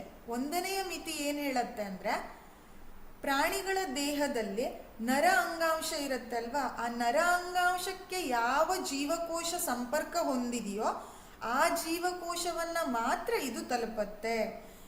ಜೀವಕೋಶ ಏನಾದರೂ ಇಲ್ಲಿ ಅಂಗಾಂಶಕ್ಕೆ ಸಂಪರ್ಕ ಹೊಂದಿಲ್ಲದೆ ಇರುವಂತಹ ಜೀವಕೋಶ ಇದ್ರೆ ಅದಕ್ಕೆ ಇಲ್ಲಿ ಮಾಹಿತಿ ರವಾನೆ ಆಗೋದಿಲ್ಲ. ಇದು ಒಂದನೆಯ ಮಿತಿ. ನಮಗೆ ಎಲ್ಲ ಜೀವಕೋಶಗಳ ಮೂಲಕನೂ ಆಗಬೇಕು ಅಲ್ವಾ, ಯಾಕೆಂದ್ರೆ ಬಹುಕೋಶೀಯ ಜೀವಿಗಳು, ಹಲವಾರು ಜೀವಕೋಶ ಇರುತ್ತೆ. ಇದೇನು ಮಾಡುತ್ತೆ ಅಂದರೆ ನರ ಅಂಗಾಂಶದಿಂದ ಯಾವ ಜೀವಕೋಶಕ್ಕೆ ಸಂಪರ್ಕ ಇದೆಯೋ ಅದಕ್ಕೆ ಮಾತ್ರ ಏನು ಮಾಡುತ್ತೆ, ಮಾಹಿತಿಯನ್ನು ಸಂವಹನ ಮಾಡುತ್ತೆ. ಪ್ರತಿಯೊಂದು ಜೀವಕೋಶಕ್ಕೂ ಇಲ್ಲಿ ಏನಾಗೋದಿಲ್ಲ, ಮಾಹಿತಿ ಸಂವಹನ ಆಗೋದಿಲ್ಲ. ಹಾಗಾದರೆ ಇಲ್ಲಿ ಒಂದು ಮಿತಿ ಸಿಕ್ತು. ಅದಕ್ಕೆ ಪರಿಹಾರ ಏನು ಅನ್ನೋದನ್ನು ಆಮೇಲೆ ನೋಡೋಣ. ಎರಡನೆಯ ಮಿತಿ ಏನು ಹೇಳುತ್ತೆ ಅಂದರೆ ಜೀವಕೋಶಗಳು ನಿರಂತರವಾಗಿ ವಿದ್ಯುತ್ ಆವೇಗವನ್ನು ಸೃಷ್ಟಿಸಿ ಅವುಗಳನ್ನು ಪ್ರಸರಣ ಮಾಡೋದಿಕ್ಕೆ ಸಾಧ್ಯ ಇಲ್ಲ. ಇದರ ಅರ್ಥ ಏನು ಅಂದರೆ ಈಗ ಒಂದು ನರ ಅಂಗಾಂಶ ಇದೆ ಅಂತ ಇಟ್ಕೊಳ್ಳಿ, ಹೌದಾ? ನರ ಅಂಗಾಂಶಕ್ಕೆ ಏನಿದೆ, ಯಾವುದೋ ಒಂದು ಜೀವಕೋಶ ಸಂಪರ್ಕ ಇದೆ, ಹೌದಾ? ಸೊ ಈ ಜೀವಕೋಶಕ್ಕೆ ಏನಾಯಿತು, ಮಾಹಿತಿ ರವಾನೆ ಆಗತ್ತೆ. ಯಾಕೆ ಅಂದರೆ ವಿದ್ಯುತ್ ಆವೇಗಗಳು ನರ ಅಂಗಾಂಶಕ್ಕೆ ಸಂಪರ್ಕ ಹೊಂದಿದ ಜೀವಕೋಶಕ್ಕೆ ಮಾಹಿತಿಯನ್ನು ತಲುಪಿಸುತ್ತೆ. ಅದನ್ನು ನಾವಿಲ್ಲಿ ಕಲ್ತ್ಕೊಂಡಿದ್ದೇವೆ. ಆದರೆ ಯಾವುದಕ್ಕೆ ಸಂಪರ್ಕ ಇಲ್ವೋ ಅದಕ್ಕೆ ಮಾತ್ರ ತಲುಪಿಸೋದಿಲ್ಲ, ಹೌದಾ? ಆದರೆ ಇಲ್ಲೂ ಕೂಡ ಒಂದು ಕಂಡೀಷನ್ ಇದೆ. ನರ ಅಂಗಾಂಶದಿಂದ ಯಾವ ಜೀವಕೋಶಕ್ಕೆ ಸಂಪರ್ಕ ಇದೆಯೋ ಆ ಜೀವಕೋಶಕ್ಕೆ ಮಾಹಿತಿ ರವಾನೆ ಒಂದ್ಸಲ ಆಯಿತು ಅಂತ ಆದರೆ ಈ ಜೀವಕೋಶ ಏನು ಮಾಡುತ್ತೆ, ಆ ಮಾಹಿತಿಯನ್ನು ಪ್ರಸರಣ ಮಾಡುತ್ತೆ, ಹೌದಾ? ಆದರೆ ಈ ಜೀವಕೋಶ ನಿರಂತರವಾಗಿ ಅದನ್ನು ಪ್ರಸರಣ ಮಾಡೋದಿಕ್ಕೆ ಸಾಧ್ಯ ಇಲ್ಲ. ಯಾಕೆ ಸಾಧ್ಯ ಇಲ್ಲ ಹಾಗಾದರೆ? ಯಾಕೆ ಅಂದರೆ ಒಮ್ಮೆ ಒಂದು ಜೀವಕೋಶದಲ್ಲಿ ವಿದ್ಯುತ್ ಆವೇಗಗಳು ಸೃಷ್ಟಿಸಿ ಅದು ಇನ್ನೊಂದಕ್ಕೆ ಪ್ರಸರಣ ಆದಮೇಲೆ ಮತ್ತೆ ಇದೇ ಜೀವಕೋಶ ಇನ್ನೊಂದು ವಿದ್ಯುತ್ ಆವೇಗವನ್ನು ಸೃಷ್ಟಿ ಮಾಡಬೇಕು ಅಂತಂದರೆ ಹೆಚ್ಚು ಟೈಮ್ ಅಂದರೆ ಕಾಲವನ್ನು ತೆಗೆದುಕೊಳ್ಳುತ್ತೆ. ಅದಕ್ಕಾಗಿ ಒಂದಾದ್ಮೇಲೆ ಒಂದು ನಿರಂತರವಾಗಿ ಏನಾಗೋದಿಲ್ಲ, ಇಲ್ಲೇ ಮಾಹಿತಿ ರವಾನೆ ಮಾಡೋದಿಕ್ಕೆ ಸಾಧ್ಯ ಇಲ್ಲ. ಸೊ ಜೀವಕೋಶಗಳು ಒಮ್ಮೆ ಒಂದು ವಿದ್ಯುತ್ ಆವೇಗವನ್ನು ಸೃಷ್ಟಿಸಿ ಅದನ್ನು ಪ್ರಸರಣ ಮಾಡಿದ ಮೇಲೆ ಇನ್ನೊಂದು ವಿದ್ಯುತ್ ಆವೇಗವನ್ನು ಸೃಷ್ಟಿಸಿ ಪ್ರಸರಣ ಮಾಡೋದಿಕ್ಕೆ ಹಲವಾರು ಟೈಮ್ ಅಂದರೆ ವೇಳೆಯನ್ನು, ಒಂದಿಷ್ಟು ನಿರ್ದಿಷ್ಟ ವೇಳೆಯನ್ನು ತಗೊಳುತ್ತೆ. ಹಾಗಾಗಿ ಕಂಟಿನ್ಯೂಸ್ ಆಗಿ ಅಥವಾ ನಿರಂತರವಾಗಿ ಇಲ್ಲಿ ಏನಾಗೋದಿಲ್ಲ, ಮಾಹಿತಿ ಸಂವಹನೆ ಆಗೋದಿಲ್ಲ. ಇವು ಎರಡು ವಿದ್ಯುತ್ ಆವೇಗಗಳ ಬಳಕೆಗೆ ಇರುವಂತಹ ಮಿತಿಗಳು. ಮೊದಲನೆಯದು, ನರ ಅಂಗಾಂಶಕ್ಕೆ ಸಂಪರ್ಕ ಇರುವ ಜೀವಕೋಶವನ್ನು ಮಾತ್ರ ವಿದ್ಯುತ್ ಆವೇಗಗಳ ಮಾಹಿತಿ ತಲುಪಿಸುತ್ತೆ, ಎಲ್ಲ ಜೀವಕೋಶಕ್ಕೂ ಅಲ್ಲ. ಇದು ಒಂದನೇ ಮಿತಿ. ಆದರೆ ಎರಡನೇದು, ಒಂದು ಸಲ ಒಂದು ಜೀವಕೋಶ ಒಂದು ವಿದ್ಯುತ್ ಆವೇಗವನ್ನು ಸೃಷ್ಟಿಸಿ ಪ್ರಸರಣ ಮಾಡಿದ್ರೆ ಮತ್ತೆ ಮರುಕ್ಷಣ ತತ್ಕ್ಷಣ ಇನ್ನೊಂದನ್ನು ಸೃಷ್ಟಿಸಿ ಪ್ರಸರಣ ಮಾಡೋದಿಲ್ಲ. ಅಲ್ಲಿ ಒಂದಿಷ್ಟು ಕಾಲದ ಅಂತರ ಇದೆ. ಹಾಗಾಗಿ ನಿರಂತರವಾಗಿ ವಿದ್ಯುತ್ ಆವೇಗಗಳ ಪ್ರಸರಣ ಇಲ್ಲಿ ಸಾಧ್ಯ ಇಲ್ಲ. ಈ ಎರಡು ಮಿತಿಗಳನ್ನು ವಿದ್ಯುತ್ ಆವೇಗಗಳು ಹೊಂದಿದೆ. ಹಾಗಾದರೆ ಈ ರೀತಿ ಮಿತಿಗಳು ಇದ್ದುಬಿಟ್ರೆ ಬಹುಕೋಶೀಯ ಜೀವಿಗಳಲ್ಲಿ ನಿರಂತರವಾಗಿ ಮಾಹಿತಿ ಹೇಗೆ ಸಾಧ್ಯ ಸಂವಹನೆ ಆಗೋದಿಕ್ಕೆ? ಅದಕ್ಕಾಗಿ ಏನು ಮಾಡುತ್ತೆ ಅಂದರೆ ಬಹುಕೋಶೀಯ ಜೀವಿಗಳು ಜೀವಕೋಶಗಳ ನಡುವೆ ನಿರಂತರವಾಗಿ ಸಂವಹನವನ್ನು ಸಾಧಿಸಬೇಕು ಅನ್ನೋ ಉದ್ದೇಶಕ್ಕಾಗಿ ರಾಸಾಯನಿಕ ಸಂವಹನ ಅನ್ನೋ ಮತ್ತೊಂದು ವಿಧಾನವನ್ನು ಬಳಸ್ಕೊಳ್ಳುತ್ತೆ. ನೋಡಿ, ಇದು ಮುಖ್ಯ. ಜೀವಕೋಶ ಬಹುಕೋಶೀಯ ಜೀವಿಗಳಲ್ಲಿ ಹಲವಾರು ಜೀವಕೋಶಗಳ ಮೂಲಕ ಮಾಹಿತಿ ಪ್ರಸರಣ ಆಗಬೇಕು. ವಿದ್ಯುತ್ ಆವೇಗಗಳು ಮಿತಿಯನ್ನು ಹೊಂದಿರೋದಕ್ಕಾಗಿ ನಿರಂತರ ಪ್ರಸರಣ ಸಾಧ್ಯ ಇಲ್ಲ. ಅದಕ್ಕಾಗಿ ಏನು ಮಾಡ್ತು ಜೀವಕೋಶಗಳು, ಬಹುಕೋಶೀಯ ಜೀವಿಗಳ ಜೀವಕೋಶ ನಿರಂತರವಾಗಿ ಸಂವಹನ ಮಾಡಬೇಕು ಅಂತ ಹೇಳಿ ರಾಸಾಯನಿಕ ಸಂವಹನ ಎಂಬ ಹೊಸ ವಿಧಾನವನ್ನು ಬಳಸ್ಕೊಳ್ಳುತ್ತೆ. ಹಾಗಾಗಿ ಮಾಹಿತಿ ರವಾನೆ ವಿದ್ಯುತ್ ಆವೇಗಗಳ ಜೊತೆಗೆ ರಾಸಾಯನಿಕ ಸಂವಹನ ಕೂಡ ಏರ್ಪಡುತ್ತೆ ಅನ್ನೋದನ್ನ ತಿಳ್ಕೊಂಡ್ವಿ ಬಹುಕೋಶೀಯ ಜೀವಿಗಳಲ್ಲಿ. ಹೌದಾ? ಇದು ಏನ್ ಮಾಡುತ್ತೆ ಅಂದ್ರೆ ಈ ರಾಸಾಯನಿಕ, ಈಗಷ್ಟೇ ಹೇಳಿದೆ ಅಲ್ವಾ, ಏನನ್ನ ಉತ್ಪತ್ತಿ ಮಾಡ್ತು? ರಾಸಾಯನಿಕ ಸಂವಹನವೆಂಬ ವಿಧಾನವನ್ನ ಬಳಸ್ಕೊಳ್ಳುತ್ತೆ. ಇದೇನ್ ಮಾಡುತ್ತೆ ಅಂದ್ರೆ ಜೀವಕೋಶಗಳು ಒಂದು ರಾಸಾಯನಿಕ ಸಂಯುಕ್ತವನ್ನ ಬಿಡುಗಡೆ ಮಾಡಿ ರಾಸಾಯನಿಕ ಸಂವಹನ ಏರ್ಪಡುತ್ತೆ. ಈ ಸಂಯುಕ್ತವು ಅಂದ್ರೆ ಈ ರಾಸಾಯನಿಕ ಸಂಯುಕ್ತವು ನೈಜ ಜೀವಕೋಶದ ಸುತ್ತಮುತ್ತಲೂ ಏನಾಗತ್ತೆ? ಹರಡಿಕೊಳ್ಳುತ್ತೆ. ಹೀಗೆ ಹರಡಿಕೊಳ್ಳೋದ್ರಿಂದ ಇದರ ಸುತ್ತ ಇರುವ ಇತರ ಜೀವಕೋಶಗಳು ಕೂಡ ತಮ್ಮ ಮೇಲ್ಮೈಯಲ್ಲಿರುವ ವಿಶೇಷ ಅಣುಗಳನ್ನ ಬಳಸಿ ಈ ಸಂಯುಕ್ತವನ್ನ ಗುರುತಿಸುತ್ತೆ ಹಾಗೂ ಅವುಗಳನ್ನ ಪ್ರಸರಣ ಮಾಡುತ್ತೆ. ಇಲ್ಲಿ ರಾಸಾಯನಿಕ ಸಂಯುಕ್ತ ವಿಧಾನವನ್ನ ಯಾಕೆ ಬಳಸ್ಕೊಂಡ್ವಿ ಅಂದ್ರೆ ಜೀವಕೋಶಗಳಲ್ಲಿ ಆ ವಿದ್ಯುತ್ ಆವೇಗಗಳ ಮಿತಿಯಿಂದಾಗಿ ನಿರಂತರ ಸಂವಹನ ಸಾಧ್ಯ ಇರಲಿಲ್ಲ. ಹೌದಾ? ಅದಕ್ಕಾಗಿ ರಾಸಾಯನಿಕ ಸಂಯುಕ್ತಗಳ ಮೂಲಕ ಸಂವಹನ ಏರ್ಪಡುತ್ತೆ. ಇದರ ಉಪಯೋಗ ಏನು ಅಂದ್ರೆ ಇದು ಜೀವಕೋಶದ ಸುತ್ತ ಹರಡಿಕೊಳ್ಳೋದ್ರಿಂದ ಎಲ್ಲ ಜೀವಕೋಶಗಳು ತಮ್ಮ ಮೇಲ್ಮೈಯಲ್ಲಿರುವ ವಿಶೇಷವಾದ ಅಣುವನ್ನ ಬಳಸಿ ಇದನ್ನ ಗುರುತಿಸುತ್ತೆ, ಹಾಗೆ ಇದನ್ನ ಪ್ರಸರಣ ಮಾಡುತ್ತೆ. ಅಲ್ಲಿಗೆ ಎಲ್ಲ ಜೀವಕೋಶಗಳಿಗೂ ಪ್ರಸರಣ ಆದಂಗ ಆಯ್ತು. ಹೌದಾ? ಅದಕ್ಕಾಗಿ ಕೇವಲ ವಿದ್ಯುತ್ ಆವೇಗಗಳ ರೂಪದಲ್ಲಿ ಸಾಧ್ಯ ಇಲ್ಲ ಅಂತೇಳಿ ರಾಸಾಯನಿಕ ಸಂಯುಕ್ತವನ್ನ ಏನ್ ಮಾಡುತ್ತೆ ಜೀವಕೋಶಗಳು ಬಿಡುಗಡೆ ಮಾಡೋದ್ರ ಮೂಲಕ ನಿರಂತರ ಮಾಹಿತಿ ಸಂವಹನ ಆಗತ್ತೆ. ಈ ರೀತಿ ಬಹುಕೋಶೀಯ ಜೀವಿಗಳ ದೇಹದಲ್ಲಿ ಮಾಹಿತಿಗಳು ಸಂವಹನ ಆಗತ್ತೆ. ಈಸಿ ಇದೆ ಅಲ್ವಾ? ವಿದ್ಯುತ್ ಆವೇಗಗಳ ಸಂವಹನಕ್ಕೆ ಮಿತಿ ಇರೋದ್ರಿಂದಾನೇ ನಮ್ಮ ಬಹುಕೋಶೀಯ ಜೀವಿಗಳು ಏನ್ ಮಾಡತ್ತೆ ರಾಸಾಯನಿಕ ಸಂಯುಕ್ತಗಳನ್ನು ಬಿಡುಗಡೆ ಮಾಡೋದ್ರ ಮೂಲಕ ನಿರಂತರ ಸಂವಹನವನ್ನ ಏರ್ಪಡಿಸ್ಕೊಳ್ಳುತ್ತೆ. ಇದು ಬಹಳ ನಿಧಾನ ಆಗತ್ತೆ. ಯಾವುದು ಅಂದ್ರೆ ಈ ರಾಸಾಯನಿಕ ಸಂಯುಕ್ತಗಳ ಮೂಲಕ ಸಂವಹನ ಇದು ನಿಧಾನ ಆಗತ್ತೆ. ಆದ್ರೆ ನರಗಳ ಸಂಪರ್ಕಗಳನ್ನು ಲೆಕ್ಕಿಸೋದಿಲ್ಲ. ಯಾವ್ಯಾವ ಜೀವಕೋಶ ನರಕ್ಕೆ ಸಂಪರ್ಕ ಹೊಂದಿದೆಯೋ ಅದಕ್ಕಷ್ಟೇ ಮಾಹಿತಿ ರವಾನೆ ಮಾಡೋದಿಲ್ಲ. ಅದನ್ನ ಬಿಟ್ಟು ಎಲ್ಲ ಜೀವಕೋಶಕ್ಕೂ ಕೂಡ ಇದೇನ್ ಮಾಡತ್ತೆ ಸಮರ್ಥವಾಗಿ ಮಾಹಿತಿಯನ್ನ ತಲುಪಿಸುವಂತಹ ಕೆಲಸವನ್ನ ಮಾಡತ್ತೆ ಮತ್ತು ಸ್ಥಿರವಾಗಿ ಹಾಗೂ ನಿರಂತರವಾಗಿ ಇದನ್ನ ನಾವು ಮಾಡಬಹುದು. ಹಾಗಾಗಿ ರಾಸಾಯನಿಕ ಸಂಯುಕ್ತಗಳ ಬಿಡುಗಡೆಯ ಮೂಲಕ ಆ ವಿಧಾನದಲ್ಲಿ ಮಾಹಿತಿ ಸಂವಹನ ಏರ್ಪಡುತ್ತೆ. ಬಹುಕೋಶೀಯ ಜೀವಿಗಳಿಂದ ನಿಯಂತ್ರಣ ಮತ್ತು ಸಹಭಾಗಿತ್ವಕ್ಕಾಗಿ ಬಳಸಲ್ಪಡುವ ಸಂಯುಕ್ತಗಳನ್ನೇ ನಾವು ಹಾರ್ಮೋನುಗಳು ಅಂತ ಕರಿತೇವೆ. ನಮ್ಮ ದೇಹ ಹಲವಾರು ರೀತಿಯ ಹಾರ್ಮೋನುಗಳನ್ನು ಉತ್ಪತ್ತಿ ಮಾಡುತ್ತೆ. ಇದನ್ನು ನೀವು ಈಗಲೇ ಸ್ವಲ್ಪ ತಿಳ್ಕೊಂಡಿರ್ಬೋದು ಅಲ್ವಾ? ಹೇಳ್ತೇವೆ ನೋಡಿ, ಒಂದೊಂದಕ್ಕೆ ಒಂದೊಂದು ಹಾರ್ಮೋನ್ಗಳೇ ಕಾರಣ. ದೇಹದ ಬೆಳವಣಿಗೆಗಿರ್ಬೋದು, ಬೇರೆ ಬೇರೆ ರೀತಿಯ ಭಾವನೆಗಳನ್ನು ವ್ಯಕ್ತಪಡಿಸೋದ್ರಲ್ಲಿ ಇರಬಹುದು, ಹಾಗೆ ಸಮಯಕ್ಕೆ ಅಂದರೆ ವಯಸ್ಸಿಗೆ ತಕ್ಕಂತಹ ಬೆಳವಣಿಗೆಗಳಿರ್ಬೋದು, ಅಥವಾ ಯಾವುದೋ ಒಂದು ಕೊರತೆ ಉಂಟಾಗಬಹುದು. ಇವೆಲ್ಲದಕ್ಕೂ ಹಾರ್ಮೋನುಗಳು ಕಾರಣ. ಈ ಹಾರ್ಮೋನುಗಳು ಹೇಗೆ ಉತ್ಪತ್ತಿ ಆಗತ್ತೆ, ಇವರನ್ನ ಯಾರು ಉತ್ಪತ್ತಿ ಮಾಡ್ತಾರೆ ಅನ್ನೋದನ್ನ ಈಗ ತಿಳ್ಕೊಳ್ಳೋಣ. ಈಗ ಬಹುಕೋಶೀಯ ಜೀವಿಗಳ ದೇಹದಲ್ಲಿ ಮಾಹಿತಿ ಸಂವಹನದ ಬಗ್ಗೆ ನಿಮಗೆ ಅರ್ಥ ಆಯ್ತು ಅಂತ ಭಾವಿಸ್ತೇನೆ. ಅರ್ಥ ಆಗಿದೆ ಅಲ್ವಾ? ಓಕೆ, ಹಾಗಾದ್ರೆ ಈಗ ನಾವು ಹಾರ್ಮೋನುಗಳು ಯಾವ್ಯಾವುದು, ಆ ಹಾರ್ಮೋನುಗಳು ಯಾವ್ಯಾವ ಕೆಲಸವನ್ನ ಮಾಡುತ್ತೆ ಅನ್ನೋದನ್ನ ತಿಳ್ಕೊಳ್ಳೋಣ. ಮೊದಲನೆಯದು ಸಸ್ಯಗಳಲ್ಲಿ ಬಿಡುಗಡೆಯಾಗುವಂತಹ ಹಾರ್ಮೋನುಗಳ ಬಗ್ಗೆ ನಾವೀಗ ಕಲಿತಾ ಇದ್ದೇವೆ. ಸಸ್ಯಗಳು ಯಾವ ತರಹದ ಹಾರ್ಮೋನುಗಳನ್ನ ಉತ್ಪತ್ತಿ ಮಾಡುತ್ತೆ? ಮೊದಲನೆಯದು ಆಕ್ಸಿನ್ ಅಂತ ಹೇಳ್ತೇವೆ. ಇದು ಬೆಳವಣಿಗೆಯನ್ನ ವೃದ್ಧಿಸುತ್ತೆ. ಬೆಳವಣಿಗಾ ವೃದ್ಧಿ ಹಾರ್ಮೋನ್ ಅಂತ ಕರಿತೇವೆ. ಯಾಕೆ ಹೀಗೆ ಕರೀತಾರೆ ನೋಡಿ? ಇದು ಈಗ ನಾವು ಕಲಿತಾ ಇರೋದು ಸಸ್ಯಗಳಲ್ಲಿ ಉತ್ಪತ್ತಿಯಾಗುವಂತಹ ಹಾರ್ಮೋನ್ಗಳು. ಅದರಲ್ಲಿ ಮೊದಲನೆಯದು ಆಕ್ಸಿನ್.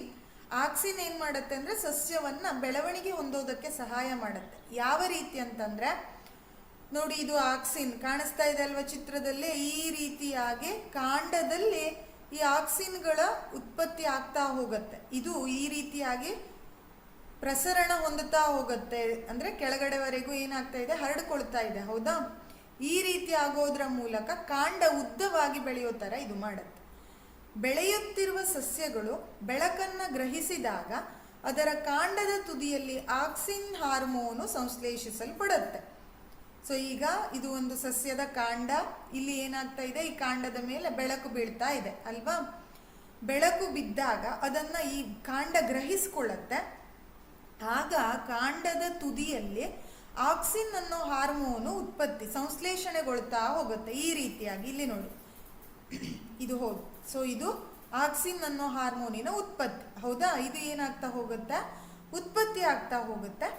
ಇದು ಜೀವಕೋಶಗಳು ಉದ್ದವಾಗಿ ಬೆಳೆಯೋದಕ್ಕೆ ಸಹಾಯ ಮಾಡುತ್ತೆ. ಈ ರೀತಿಯಾಗಿ ಇದು ಆಕ್ಸಿನ್ ಉತ್ಪತ್ತಿ ಆಗ್ತಾ ಆಗ್ತಾ ಹೋದಾಗೆ ಕಾಂಡಗಳು ಉದ್ದವಾಗಿ ಬೆಳೆದು ಬೆಳಕಿನೆಡೆಗೆ ಬಾಗೋದನ್ನ ನಾವಿಲ್ಲಿ ನೋಡ್ತೇವೆ. ಸೊ ಹಾಗಾಗಿ ಜೀವಕೋಶಗಳು ಸಸ್ಯದಲ್ಲಿ ಕಾಂಡದಲ್ಲಿ ಇರುವ ಜೀವಕೋಶಗಳು ಉದ್ದವಾಗಿ ಬೆಳೆಯೋದಕ್ಕೆ ಆಕ್ಸಿನ್ ಅನ್ನೋ ಹಾರ್ಮೋನು ಸಹಾಯ ಮಾಡುತ್ತೆ. ಇದು ಇದರ ಪ್ರಮುಖ ಕಾರ್ಯ. ಇದರಿಂದಾಗಿ ಬೆಳವಣಿಗೆ ಆಯ್ತು ಅಲ್ವಾ? ಜೀವಕೋಶ ಉದ್ದ ಆಗೋದು ಅಂದ್ರೆ ಬೆಳವಣಿಗೆ. ಸೊ ಬೆಳವಣಿಗೆ ವೃದ್ಧಿ ಹಾರ್ಮೋನ್ ಅಂತ ಕರಿತೇವೆ ಸಸ್ಯದಲ್ಲಿ. ಇದು ಆಕ್ಸಿನ್. ಹಾಗೆ ನಂತರ ಈ ಆಕ್ಸಿನ್ ಬಗ್ಗೆ ಇನ್ನೊಂದು ಸ್ವಲ್ಪ ತಿಳ್ಕೊಳ್ಳೋಣ. ಯಾವಾಗ ಬೆಳಕು ಸಸ್ಯದ ಒಂದು ಕಡೆಯಿಂದ ಪಸರಿಸಲು ಪ್ರಾರಂಭ ಆಗುತ್ತೋ ಆಕ್ಸಿನ್ ಕಾಂಡದ ನೆರಳಿನ ಭಾಗದ ಕಡೆಗೆ ವಿಸರಣೆಗೊಳ್ಳುತ್ತೆ. ಅಂದ್ರೆ ಇದು ಕಾಂಡ, ಬೆಳಕು ಇಲ್ಲಿ ಬೀಳ್ತಾ ಇದೆ ಅಂದ್ರೆ ಒಂದು ಕಡೆ ಬೆಳಕು ಬಿದ್ದಾಗ ಆ ಕಡೆಯಿಂದ ಆಕ್ಸಿನ್ ಹಾರ್ಮೋನ್ ಉತ್ಪತ್ತಿಯಾಗಿ ಅದರ ವಿರುದ್ಧ ನೆರಳಿನ ಕಡೆಗೆ ಏನಾಗ್ತಾ ಹೋಗುತ್ತೆ, ಇದು ವಿಸರಣೆಗೊಳ್ತಾ ಹೋಗುತ್ತೆ. ಈ ರೀತಿ ನೋಡಿ, ಆಪೋಸಿಟ್ ಡೈರೆಕ್ಷನ್. ಇಲ್ಲಿ ಸೂರ್ಯನ ಬೆಳಕಿದೆ ಅಂದ್ರೆ ಅದರ ವಿರುದ್ಧ ದಿಕ್ಕಿನಲ್ಲಿ ಬೆಳವಣಿಗೆ ಆಗ್ತಾ ಹೋಯ್ತು. ಹೌದಾ? ಆಕ್ಸಿನ್ ಕಾಂಡದ ನೆರಳಿನ ಭಾಗದ ಕಡೆಗೆ ವಿಸರಣೆಗೊಳ್ತಾ ಹೋಗುತ್ತೆ. ಆಕ್ಸಿನ್ನ ಈ ಸಾಂದ್ರತೆಯು ಬೆಳಕಿನಿಂದ ದೂರವಿರುವ ಕಾಂಡದ ಭಾಗದಲ್ಲಿರುವ ಜೀವಕೋಶವನ್ನ ಉದ್ದವಾಗಿ ಬೆಳೆಯುವಂತೆ ಪ್ರಚೋದನೆ ಮಾಡುತ್ತೆ. ಅಂದ್ರೆ ಈಗ ಸೂರ್ಯನ ಬೆಳಕು ಇಲ್ಲಿ ತಾಗ್ತಾ ಇದೆ ಅಂದ್ರೆ ಆಕ್ಸಿನ್ ಇಲ್ಲಿ ಉತ್ಪತ್ತಿಯಾಗಿ ನೆರಳಿನ ಕಡೆಗೆ ವಿಸರಣೆಗೊಳ್ತಾ ಹೋಯ್ತು. ಹಾಗಾಗಿ ನೆರಳಿನ ಕಡೆಗೆ ಅಂದ್ರೆ ಬೆಳಕಿನಿಂದ ಕಾಂಡ ದೂರ ಇದೆ ನೆರಳಿಗೆ. ಹೌದಾ? ಸೊ ನೆರಳಿನ ಕಡೆಗೆ ಈ ಜೀವಕೋಶಗಳು ಉದ್ದವಾಗಿ ಬೆಳೆಯೋದಕ್ಕೆ ಆಕ್ಸಿನ್ ಹಾರ್ಮೋನು ಸಹಾಯ ಮಾಡುತ್ತೆ.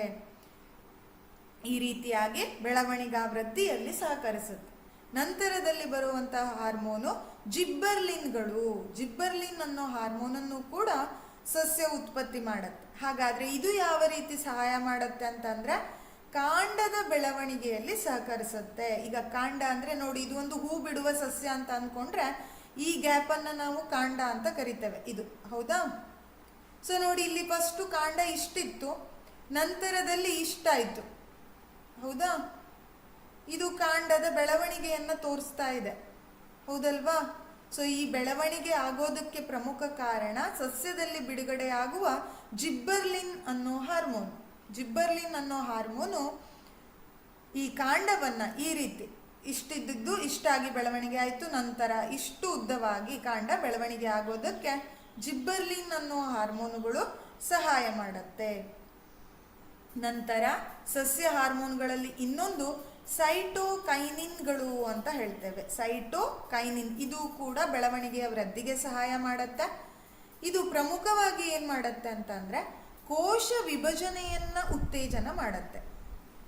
ಕೋಶ ವಿಭಜನೆಯ ಬಗ್ಗೆ ನೀವು ಈಗಾಗಲೇ ಏನ್ ಮಾಡಿದ್ದೀರಾ, ಜೀವಿಗಳಲ್ಲಿ ಸಂತಾನೋತ್ಪತ್ತಿ ಅಧ್ಯಾಯದಲ್ಲಿ ಕಲ್ತಿದ್ದೀರಾ. ಒಂದು ಜೀವಕೋಶ ಇರೋದು ಏನಾಯ್ತು, ಎರಡಾಯ್ತು. ಎರಡು ಜೀವಕೋಶಗಳು 4 ಬೆಳವಣಿಗೆ ಹೊಂದುತ್ತೆ. ಈ ರೀತಿ. ಹೌದಾ? ಇದನ್ನ ಕೋಶ ವಿಭಜನೆ ಅಂತ ಹೇಳ್ತಾರೆ. ಈ ರೀತಿ ಹೆಚ್ಚು ಹೆಚ್ಚು ಕೋಶ ವಿಭಜನೆ ಆಗೋ ತರ ಸಸ್ಯಗಳಲ್ಲಿ ಉತ್ತೇಜನವನ್ನ ನೀಡುವಂತಹ ಹಾರ್ಮೋನನ್ನ ಸೈಟೋಕೈನಿನ್ಗಳು ಅಂತ ಕರಿತೇವೆ. ಇದು ಪ್ರಮುಖವಾಗಿ ಹಣ್ಣು ಮತ್ತು ಬೀಜಗಳಂತಹ ತೀವ್ರ ಕೋಶ ವಿಭಜನೆಗೆ ಒಳಪಡುವ ಪ್ರದೇಶಗಳಲ್ಲಿ ಅತಿ ಹೆಚ್ಚಿನ ಸಾಂದ್ರತೆಯಲ್ಲಿ ನಮಗೆ ಕಂಡುಬರುತ್ತೆ. ಪ್ರಮುಖವಾಗಿ ಈ ಸೈಟೋಕೈನಿನ್ ಅನ್ನೋ ಹಾರ್ಮೋನಿನ ಕೆಲಸ ಏನು? ಇದು ಸಸ್ಯದಲ್ಲಿ ಉತ್ಪತ್ತಿಯಾಗುವ ಹಾರ್ಮೋನ್ ಆಗಿದೆ.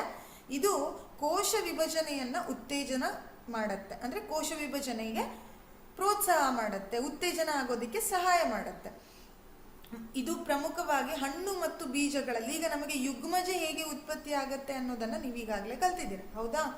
ಯುಗ್ಮಜವೇ ಬೀಜ ಆಗತ್ತೆ, ಬೀಜ ಕಾಯಿ, ಕಾಯಿ ಹಣ್ಣು, ಈ ರೀತಿ ಅಲ್ಲಿ ಕೋಶ ವಿಭಜನೆಗೆ ಒಳಪಡಬೇಕು. ಈ ರೀತಿ ಹಣ್ಣು ಮತ್ತು ಬೀಜಗಳಂತಹ ತೀವ್ರ ಕೋಶ ವಿಭಜನೆಗೆ ಒಳಪಡುವಂತಹ ಪ್ರದೇಶಗಳಲ್ಲಿ ಅತಿ ಹೆಚ್ಚಿನ ಸಾಂದ್ರತೆಯಲ್ಲಿ ಸೈಟೋಕೈನಿನ್ ಅನ್ನೋ ಹಾರ್ಮೋನು ಕಂಡುಬರುತ್ತೆ. ಇದು ಕೋಶ ವಿಭಜನೆಯನ್ನ ಉತ್ತೇಜನ ಮಾಡೋದಕ್ಕೆ ಸಹಕಾರಿಯಾಗಿದೆ. ಹಾಗಾಗಿ ಇದನ್ನು ಕೂಡ ಸಸ್ಯಗಳ ಬೆಳವಣಿಗಾ ವೃದ್ಧಿ ಹಾರ್ಮೋನ್ ಅಂತ ಕರಿತೇವೆ. ಆಕ್ಸಿನ್ ಇರಬಹುದು, ಜಿಬ್ಬರ್ಲಿನ್ಗಳಿರ್ಬಹುದು, ಸೈಟೋಕೈನಿನ್ಗಳಿರ್ಬಹುದು. ಇವು ಮೂರೂ ಕೂಡ ಸಸ್ಯಗಳ ಬೆಳವಣಿಗಾ ವೃದ್ಧಿ ಹಾರ್ಮೋನ್.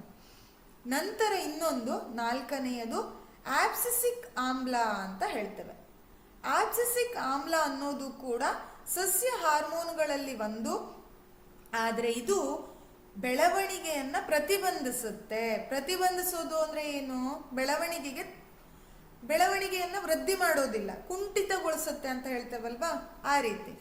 ಸೊ ಅವು ಮೂರು, ಆಕ್ಸಿನ್, ಜಿಬ್ಬರ್ಲಿನ್, ಸೈಟೋಕೈನಿನ್ಗಳು ಬೆಳವಣಿಗಾ ವೃದ್ಧಿ ಹಾರ್ಮೋನ್ ಆದ್ರೆ ಅಬ್ಸಿಸಿಕ್ ಆಮ್ಲ ಇದು ಬೆಳವಣಿಗೆಯನ್ನ ಪ್ರತಿಬಂಧಿಸುವಂತಹ ಹಾರ್ಮೋನ್ ಅಂತ ಹೇಳ್ತೇವೆ. ಪ್ರತಿಬಂಧಿಸೋದು ಅಂದ್ರೆ ಏನರ್ಥ ಅಂದ್ರೆ, ಈಗ ಕಾಲ ಕಾಲಕ್ಕೆ ತಕ್ಕ ಹಾಗೆ ಎಲೆಗಳು, ಸಸ್ಯಗಳಲ್ಲಿನ ಎಲೆಗಳು ಏನಾಗುತ್ತೆ? ಒಣಗತ್ತೆ, ಒಣಗಿ ಅದು ಉದುರಿ ಬೀಳುತ್ತೆ, ಹೌದಾ? ಈ ರೀತಿ ಅದು ಒಣಗೋದಕ್ಕೆ, ಹಾಗೆ ಅದು ಬಾಡೋದಿಕ್ಕೆ ಈ ಆಬ್ಸಿಸಿಕ್ ಆಮ್ಲ ಅನ್ನೋ ಹಾರ್ಮೋನು ಕಾರಣ ಅಂತ ಹೇಳ್ತೇವೆ. ಇದರ ಪರಿಣಾಮವಾಗಿ ಎಲೆಗಳ ಬಾಡುವಿಕೆಯನ್ನ ನಾವು ನೋಡ್ತೇವೆ. ಕೇವಲ ಎಲೆಗಳು ಬಾಡೋದು ಅಂತ ಅಲ್ಲ, ಕೆಲವೊಂದು ಸಲ ಹೂ ಬಾಡಿ ಉದುರು ಹೋಗೋದು, ಹಾಗೆ ಹಣ್ಣುಗಳು ಒಣಗಿ ಉದುರು ಹೋಗುತ್ತೆ ಅಲ್ವಾ? ಈ ರೀತಿಯ ಬೆಳವಣಿಗೆಯನ್ನ ಪ್ರತಿಬಂಧಿಸುವಂತಹ ಹಾರ್ಮೋನು ಆಬ್ಸಿಸಿಕ್ ಆಮ್ಲ ಅಂತ ಕರೀತೇವೆ. ಸೊ ಹಾಗಾದ್ರೆ ಇವಿಷ್ಟು ಸಸ್ಯ ಹಾರ್ಮೋನುಗಳು ಆಯ್ತು. ಪ್ರಮುಖವಾಗಿ ನಿಮಗೆ 4 ತರಹದ ಹಾರ್ಮೋನ್ಗಳನ್ನ ಕೊಟ್ಟಿದ್ದಾರೆ ಸಸ್ಯ ಹಾರ್ಮೋನ್ಗಳಲ್ಲಿ. ಒಂದು ಆಕ್ಸಿನ್, ಇನ್ನೊಂದು ಜಿಬ್ಬರ್ಲಿನ್, ಮೂರನೆಯದು ಸೈಟೋಕೈನಿನ್. ಇವು 3 ಬೆಳವಣಿಗಾ ವೃದ್ಧಿ ಹಾರ್ಮೋನ್ ಆದ್ರೆ, 4ನೆಯದು ಆಬ್ಸಿಸಿಕ್ ಆಮ್ಲ. ಇದು ಸಸ್ಯಗಳ ಬೆಳವಣಿಗೆಯನ್ನ ಪ್ರತಿಬಂಧಿಸುವ ಹಾರ್ಮೋನ್ ಅಂತ ಕರಿತೇವೆ. ಸೊ ಅಥವಾ ಬೆಳವಣಿಗಾ ಕುಂಠಿತ ಹಾರ್ಮೋನ್ ಅಂತ ಕೂಡ ಹೇಳಬಹುದು. ಇದಿಷ್ಟು ಸಸ್ಯ ಹಾರ್ಮೋನುಗಳ ಬಗ್ಗೆ ಆಯ್ತು. ನಂತರ ಪ್ರಾಣಿ ಹಾರ್ಮೋನುಗಳನ್ನ ತಿಳ್ಕೊಳ್ಳೋಣ. ಪ್ರಾಣಿಗಳಲ್ಲಿ ಯಾವ ತರಹದ ಹಾರ್ಮೋನುಗಳು ಉತ್ಪತ್ತಿ ಆಗತ್ತೆ, ಆ ಹಾರ್ಮೋನ್ ಅನ್ನ ಯಾರು ಅಂದ್ರೆ ಯಾವ ಗ್ರಂಥಿ ಉತ್ಪತ್ತಿ ಮಾಡತ್ತೆ? ಈಗ ಹಾರ್ಮೋನ್ ಇದು ಒಂದು ಸ್ರವಿಕೆ, ಇದನ್ನ ಸ್ರವಿಕೆ ಮಾಡಲಿಕ್ಕೆ ಒಂದು ಗ್ರಂಥಿ ಇರುತ್ತೆ ಪ್ರಾಣಿಗಳ ದೇಹದಲ್ಲಿ, ಹೌದಾ? ಈಗ ನಾವು ಮನುಷ್ಯರು ಕೂಡ ಪ್ರಾಣಿಯಲ್ಲೇ ಬರ್ತೇವೆ, ಪ್ರಾಣಿ ಗುಂಪಲ್ಲಿ. ನಮ್ಮ ದೇಹದಲ್ಲೂ ಕೂಡ ಹಲವಾರು ರೀತಿಯ ಗ್ರಂಥಿಗಳಿದೆ. ಇವನ್ನ ನಾವು ಅಂತಃಸ್ರಾವಕ ಗ್ರಂಥಿಗಳು ಅಂತ ಕರಿತೇವೆ. ಅಂದ್ರೆ ಹಾರ್ಮೋನುಗಳನ್ನ ಸ್ರವಿಕೆ ಮಾಡತ್ತೆ ಇದು ಅಂತಃಸ್ರಾವಕ ಗ್ರಂಥಿ, ಅಥವಾ ಇದನ್ನ ನಾವು ನಿರ್ನಾಳ ಗ್ರಂಥಿಗಳು ಅಂತನೂ ಕೂಡ ಕರಿತೇವೆ. ನಿರ್ನಾಳ ಗ್ರಂಥಿ ಏನಿದು? ನಿರ್ನಾಳ ಗ್ರಂಥಿ ಅಂದ್ರೆ ಇಲ್ಲಿ ಯಾವುದೇ ನರ ಅಂಗಾಂಶಗಳಿರ್ಲಿ, ನಾಳಗಳ ಮೂಲಕ ಸಂವಹನೆ ಆಗೋದಿಲ್ಲ, ರಕ್ತದ ಮೂಲಕ ಈ ಸ್ರವಿಕೆಯಾಗುವ ಹಾರ್ಮೋನುಗಳು ರಕ್ತದ ಮೂಲಕ ಸಂಚಾರ ಮಾಡುತ್ತೆ ಇಡೀ ದೇಹವನ್ನು. ಹಾಗಾಗಿ ಇದನ್ನ ನಿರ್ನಾಳ ಗ್ರಂಥಿ ಅಂತ ಕೂಡ ಕರಿತೇವೆ. ಅಂತಃಸ್ರಾವಕ ಗ್ರಂಥಿ ಅಥವಾ ನಿರ್ನಾಳ ಗ್ರಂಥಿಗಳು. ನಮ್ಮ ದೇಹದಲ್ಲಿ ಹಲವಾರು ರೀತಿಯ ಅಂತಃಸ್ರಾವಕ ಅಥವಾ ನಿರ್ನಾಳ ಗ್ರಂಥಿಗಳಿದೆ. ಆ ಬೇರೆ ಬೇರೆ ಗ್ರಂಥಿಗಳು ಬೇರೆ ಬೇರೆ ತರಹದ ಹಾರ್ಮೋನುಗಳನ್ನ ಬಿಡುಗಡೆ ಮಾಡುತ್ತೆ. ಅದನ್ನ ಈಗ ನಾವು ತಿಳ್ಕೊಳ್ಳೋಣ. ಸೊ ಪ್ರಾಣಿ ಹಾರ್ಮೋನುಗಳು ಅಂತಃಸ್ರಾವಕ ಗ್ರಂಥಿಗಳ ವ್ಯೂಹದ ಭಾಗ ಆಗಿದ್ದು ನಮ್ಮ ದೇಹದಲ್ಲಿ 2ನೇ ವಿಧದ ನಿಯಂತ್ರಣ ಮತ್ತು ಸಹಭಾಗಿತ್ವವನ್ನ ರೂಪಿಸುತ್ತೆ. 2ನೇ ವಿಧದ ನಿಯಂತ್ರಣ ಮತ್ತು ಸಹಭಾಗಿತ್ವ ಅಂದ್ರೆ, 1ನೇ ವಿಧದ ನಿಯಂತ್ರಣ ಮತ್ತು ಸಹಭಾಗಿತ್ವವನ್ನ ನರಾಂಗಾಂಶ, ಅದೇ ರೀತಿ ಸ್ನಾಯು ಅಂಗಾಂಶಗಳು ನೋಡಿಕೊಂಡ್ರೆ, ಇನ್ನೊಂದು ತರಹದಲ್ಲಿ ಈ ಅಂತಃಸ್ರಾವಕ ಗ್ರಂಥಿಗಳು ಕೂಡ ನಿಯಂತ್ರಣ ಮತ್ತು ಸಹಭಾಗಿತ್ವ ವ್ಯವಸ್ಥೆಯನ್ನ ನಮ್ಮ ದೇಹಕ್ಕೆ ರೂಪಿಸಿಕೊಡತ್ತೆ. ಯಾವ ಯಾವ ಗ್ರಂಥಿಗಳ ಬಗ್ಗೆ ಹಾಗಾದ್ರೆ ಈಗ ಕಲಿತಾ ಇದ್ದೇವೆ ಅಂದ್ರೆ, ಸೊ ನೋಡಿ ಇಲ್ಲಿ ಮೊದಲನೆಯದು ಪಿಟ್ಯೂಟರಿ ಗ್ರಂಥಿ ಅಂತ ಹೇಳ್ತೇವೆ, ಹೌದಾ. ಹಾಗೆ ಥೈರಾಯ್ಡ್ ಗ್ರಂಥಿ, ನಂತರ ಮೇದೋಜೀರಕ ಗ್ರಂಥಿ, ಹಾಗೆ ಅಡ್ರಿನಲ್ ಗ್ರಂಥಿ, ಹೌದಾ. ಬೇರೆ ಬೇರೆ ಗ್ರಂಥಿಗಳ ಚಿತ್ರವನ್ನ ನಾವಿಲ್ಲಿ ನೋಡ್ಬೋದು. ಬೇರೆ ಬೇರೆ ದೇಹದ ಭಾಗಗಳಲ್ಲಿ ಇರುತ್ತೆ. ಥೈರಾಯ್ಡ್ ಗ್ರಂಥಿ, ಪಿಟ್ಯೂಟರಿ ಗ್ರಂಥಿ, ಮೇದೋಜೀರಕ ಗ್ರಂಥಿ, ಅಡ್ರಿನಲ್ ಗ್ರಂಥಿ, ಹೌದಾ. ಈ ರೀತಿಯಾಗಿ ಹಲವಾರು ರೀತಿಯ ಗ್ರಂಥಿಗಳನ್ನ ನಾವು ನೋಡ್ತೇವೆ. ಈಗ ಒಂದೊಂದನ್ನೇ ಕಲಿತಾ ಹೋಗೋಣ. ಯಾವ ಗ್ರಂಥಿಗಳು ಯಾವ ತರಹದ ಹಾರ್ಮೋನನ್ನ ಸ್ರವಿಕೆ ಮಾಡತ್ತೆ, ಆ ಹಾರ್ಮೋನಿನ ಕೆಲಸ ಏನು ಅನ್ನೋದನ್ನ ನೋಡ್ತಾ ಹೋಗೋಣ.